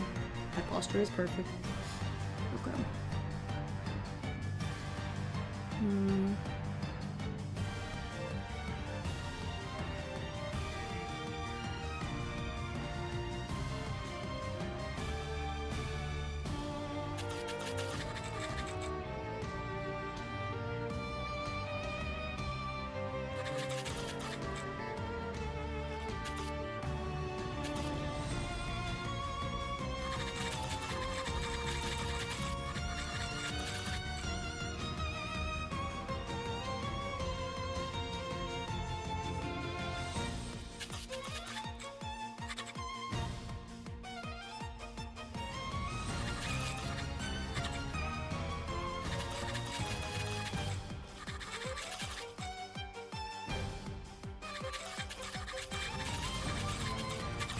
Suit.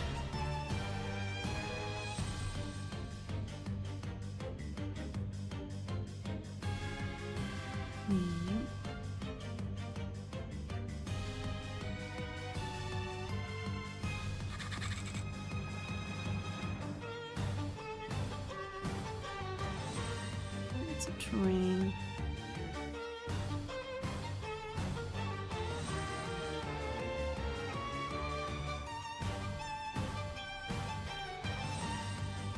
Inventory.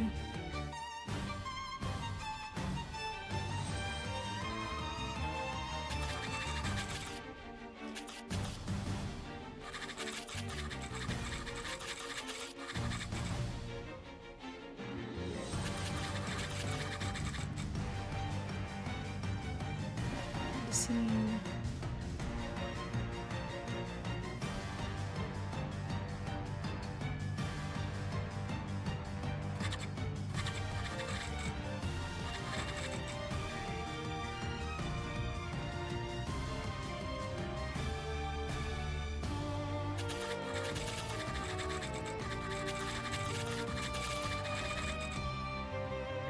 Okay. That's fine.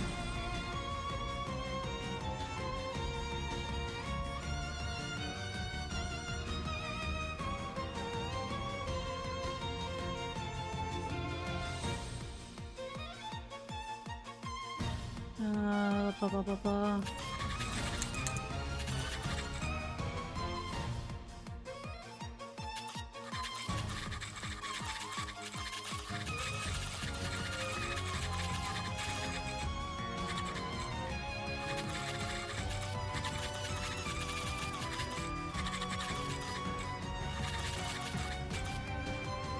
Okay. And then the last one is the random encounters.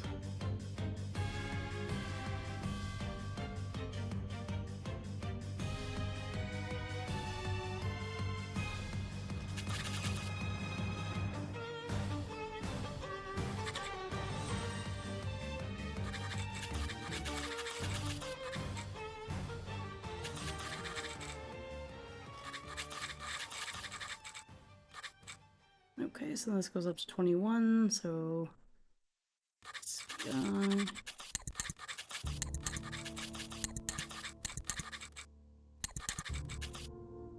Okay. So there's slightly more random encounters compared to everything else. Ooh, I've been using... Dang, okay. Change everything back to Roman numerals.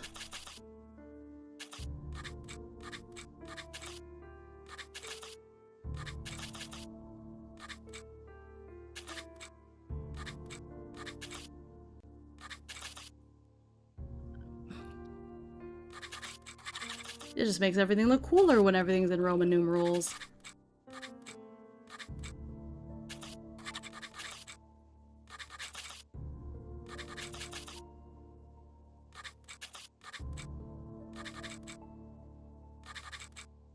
There we go. Look at that.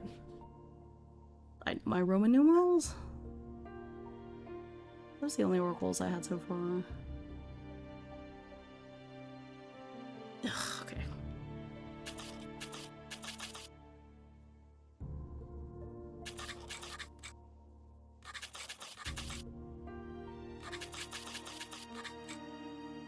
Gotta brush up on your Roman numeral skills to play this game.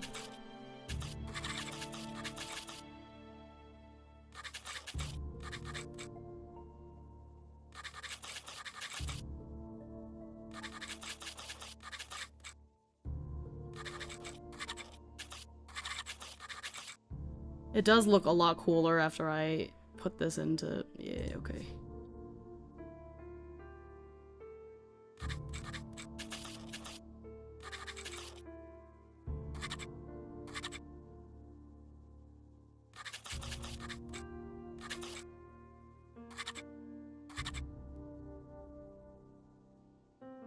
To 11.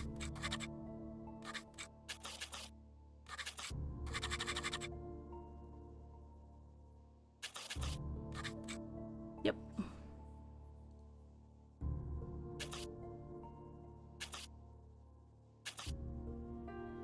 There we go. Instantly brought up the cool factor.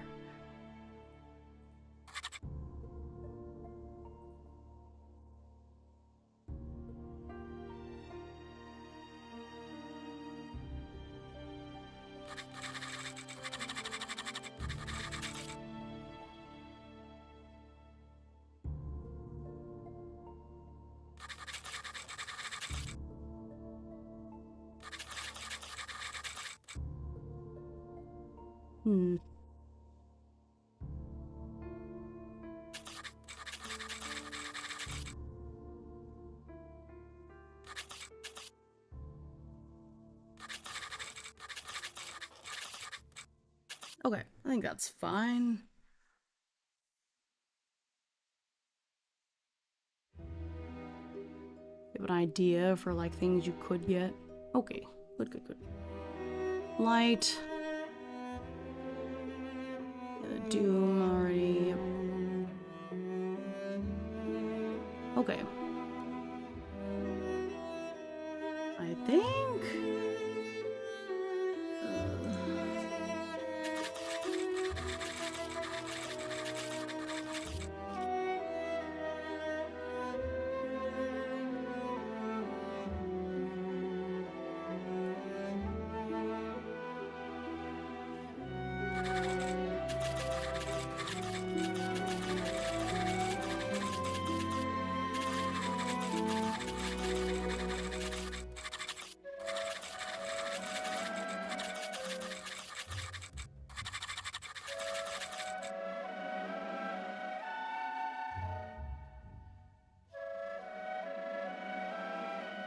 Dungeon Lord.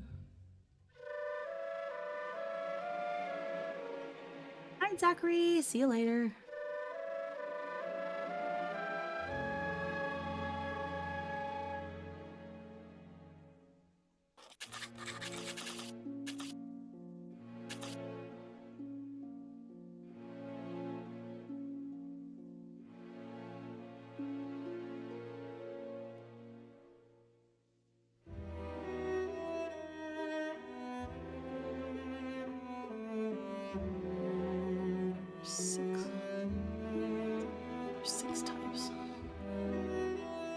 And if you use the Major Arcana, that's 21 cards, so 6, 12, 18. So there's 3 cards, I don't know.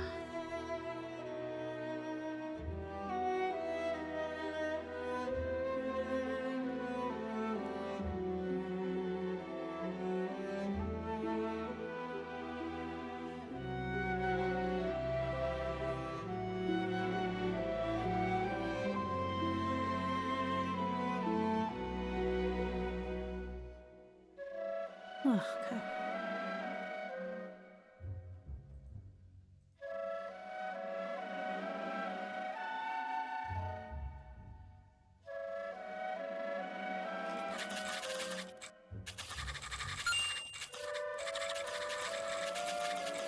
Are you adapting an existing table oracles model for this, or is this you just customizing? It's a mix of both.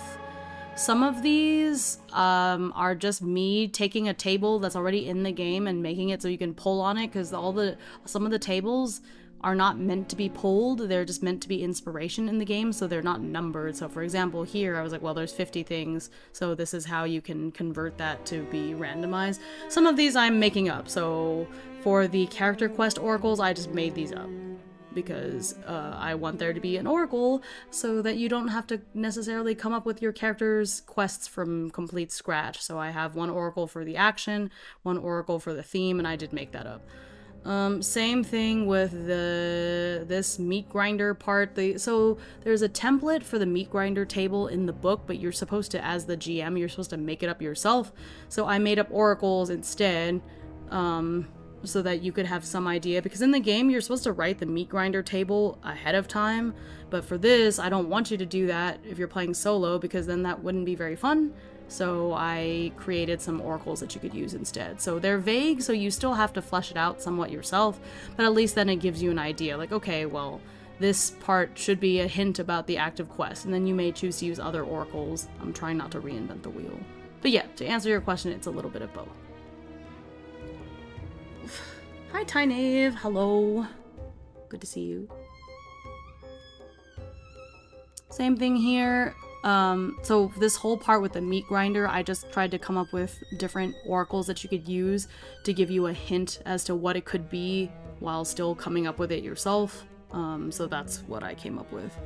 So for the random encounters, this is what I came up with as to what it could be.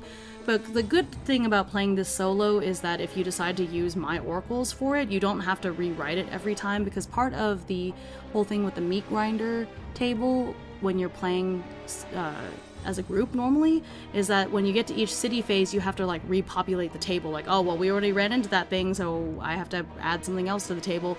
But here, because they're vague, and you require other oracles, you can leave them where it is. So every time you pull Major Arcana card number 16, you're gonna get some, like, a monster. And then from there, you can roll to see, or not roll, you'll pull somehow, or use the appendix, like, that's up to you on how to decide what the monster is. I don't necessarily want to sit here and do all of the oracles, because that part I can leave up to the player.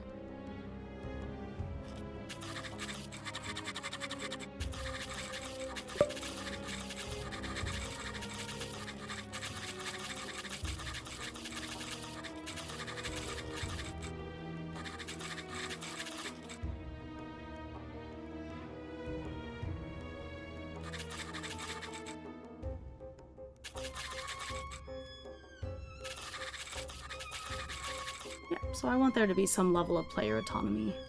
Totally makes sense. Helps me understand how your mind works for stuff like this. Thank you for explaining. You're very welcome.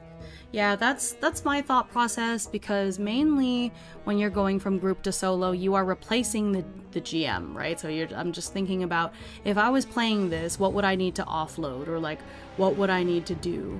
And I'm trying to create oracles and stuff to strike a balance between you creating stuff, because part of playing solo is still having to do prep as if you were a DM, but again, introducing that level of randomness so that you don't know everything, because if you played this game normally, you would know everything on the meat grinder table, because you would have to write it so that when your player, you know, comes across it, you know exactly what happens. But if you're playing by yourself, you don't want to know that you know, if you pull card 20, then, you know, Hannibal the Great is going to show up or whatever. Like, you don't want to know that. So instead, I'm coming up with a general, like, okay, if I pull card 20, I get a single NPC. Who is it? Okay, now this is where you can use other oracles to be like, oh, it is another adventurer who is hostile to me. What are we going to do? You know, can't really lurk when the typing is an ASMR to me. I'm sorry. I understand. But yeah, I think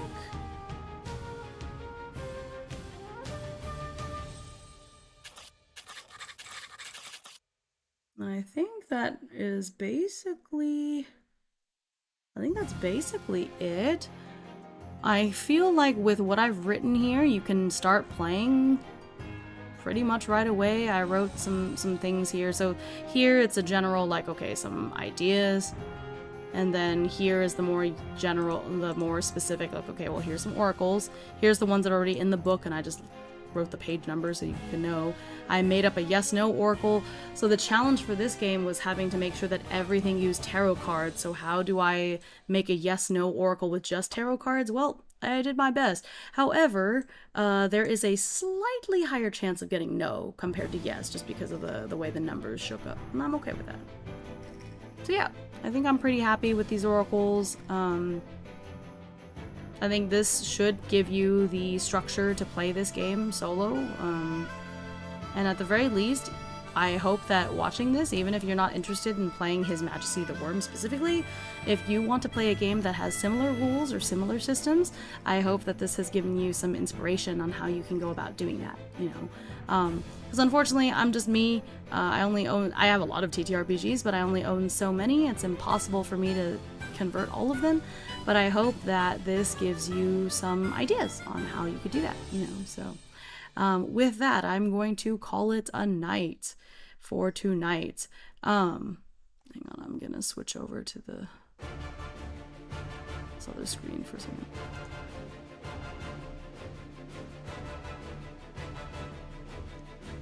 I don't need the notebook anymore. Oh gosh, this is some battle music. Yeah, it's fine. I do like the battle music. That's how I'm about to feel as I try to figure out a raid target anyways. Goodness. The song is for redemption. Oh my. Well, I've been streaming for 3.5 hours. Yeah, I went through this entire 411 page book. I wrote all these notes. We did a lot of stuff. You just came a little late, which is okay. Not blaming you, just saying. I've been here for a while. Okay, couple of things. So here's the schedule for the week. So tomorrow I am playing the Archivium. That one is going to be a short stream because I do have Daggerheart in the evening. So I mean, if Daggerheart gets canceled, then I'll play the Archivium longer, but if not, then it may only be like a couple of hours. So there's that. I was in and out, but it was a good time. Well, thank you, Starlight. I'm glad you had a good time. I've been doing stuff for like a few hours. Yeah, no, of course, everyone has their own life. Just saying. I've been streaming for a minute, you know. Ooh, can't see that side. Oops. Oh, I don't want that. Here's the schedule. So on Wednesday, we're going to be looking at Ballads of Dawn. That is the solo TTRPG that I've been writing. It's going to be some productivity, so I'll be writing some of my tables, but I'll also, you know, if there's time, I want to roll up a character and show y'all how the game works too. And then on Thursday, that is a chill stream. I will need the brain break, so I will be cross-stitching. Friday, we're going to pick back up with Librarian's Apprentice, which we started before. If you haven't watched that yet, I have the VOD for that somewhere. Uh-oh, I don't know where I went. That's fine. So you can see where that's at. But I think we should be able to finish unless something really wild happens, so I'll be able to finish my campaign. And then on Saturday, I am going back to video games for a bit to play Mad Father, which is a RPG Maker type of horror game, and that is going to be the last of the horror streams that I still owe from the Jolly Jamboree back in December. But since chat made it happen with the points, that is also going to be the stream where I am doing Burb Life the musical, the stream. So I will be singing the entirety of Mad Father, or at least the part of Mad Father I'm playing for that stream, because I don't know if it's possible for me to finish playing it in one sitting, but we'll see. And then on Sunday, I will be doing another group TTRPGs Gone Solo stream with Traveler. That's a sci-fi game because we've been doing a lot of fantasy, so we're gonna try a sci-fi game and adapt that for solo. Please don't kill your voice. Yeah, I'll do my best not to. No worries. But yeah, after this, I will be taking a bit of a break from the stream rotation schedule because I have a special event, which is the... Ooh, where did I go? Where did I go? Ah, what the heck happened? What the... How did that happen? Okay. Anyways, so I'll be taking a brief break from the stream rotation after that because I will be holding a special Stardew Valley Archipelago event with like many of my friends playing, and that will last the entire week. So that whole first week of June, we'll be doing Stardew Valley. I will be doing the karaoke stream, the second karaoke stream towards the end of that week, so I probably will do the poll next week since everything got shifted down a little bit. But yeah, that will interrupt the schedule, but I think it'll still be really fun, and it'll still be part of the Donathon, so I'll still have the timer and everything. It'll just be a little different, and I'll have some special quests specifically for Stardew because while I'm running the archipelago, I will also be participating in it. So it'll be a good time, lots of silly Stardew shenanigans. So if you enjoyed watching my Stardew Valley gameplay when I did Cassie's Archipelago, this is going to be like that, except everyone is playing Stardew Valley, so it's going to be a good time. I'm torturing my friends and myself for fun. It's going to be a good time, so that'll be the whole first week of June. But yeah, so that's going to be it from me tonight. Atomic, if you're still here, hello and good night. Oh, that's sweet. Hi, Dazzle. Burb Life, yeah. I feel ready for Thursday if I got the day off. Yeah, I hope so. It's a good week. I'm excited. I'm gonna try my best not to kill my voice, but I think also part of why my voice got strange so much last week was because I had to yell a lot during school. We had field day and stuff, but now I won't have to worry about that this week, so I think I should be okay. Stardew is a valley created by one man. To be fair, he mostly created it, but later he did get some helpers. So you can't say Stardew Valley was completely created by just one person, but it was, yeah, he did a lot for sure. Okay, so with that, we're gonna see who we can raid into. Who do I know that's streaming? Who do we got? And thanks to everyone over on YouTube that's been watching as well. Appreciate y'all. Let's see. Where are we going?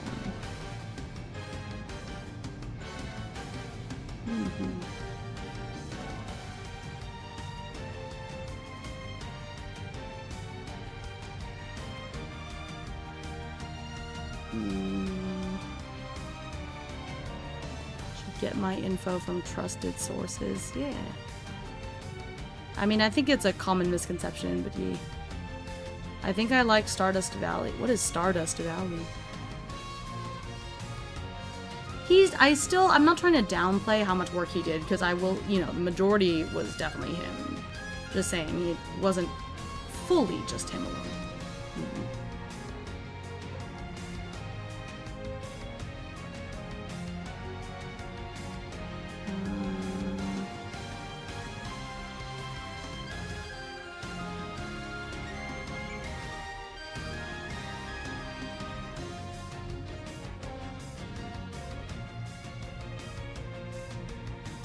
It looks like Saku is playing Persona 5.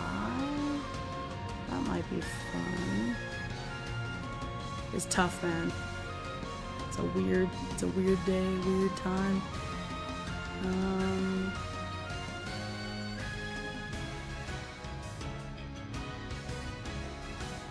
think that might be the way to go. Feel ads are unnecessary at the end of a stream. Yeah, they are automatically timed, so it's okay. It's whatever. You're not gonna see them anyways. when my community has been so generous, I don't think any of y'all is even gonna see the ads one way or the other.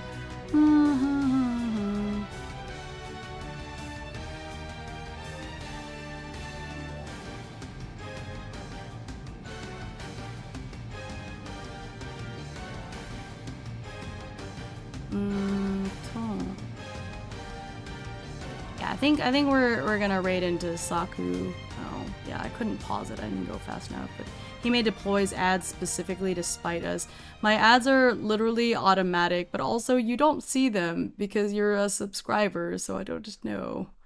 They're automatically set. Yeah.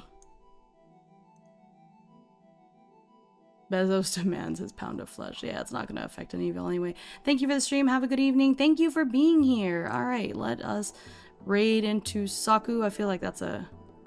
Playing Persona 5, I feel like that's a good place to go. It'll be nice and chill. Saku makes everything chill, honestly, so... Thank you for being here. Appreciate y'all. Hope to see y'all in tomorrow's stream. If not, then I will see you when I see you. Thank you so much, and I will see y'all again very soon. Bye-bye. Oh, thanks for getting the raid message for me. Thank you, thank you. Bye-bye.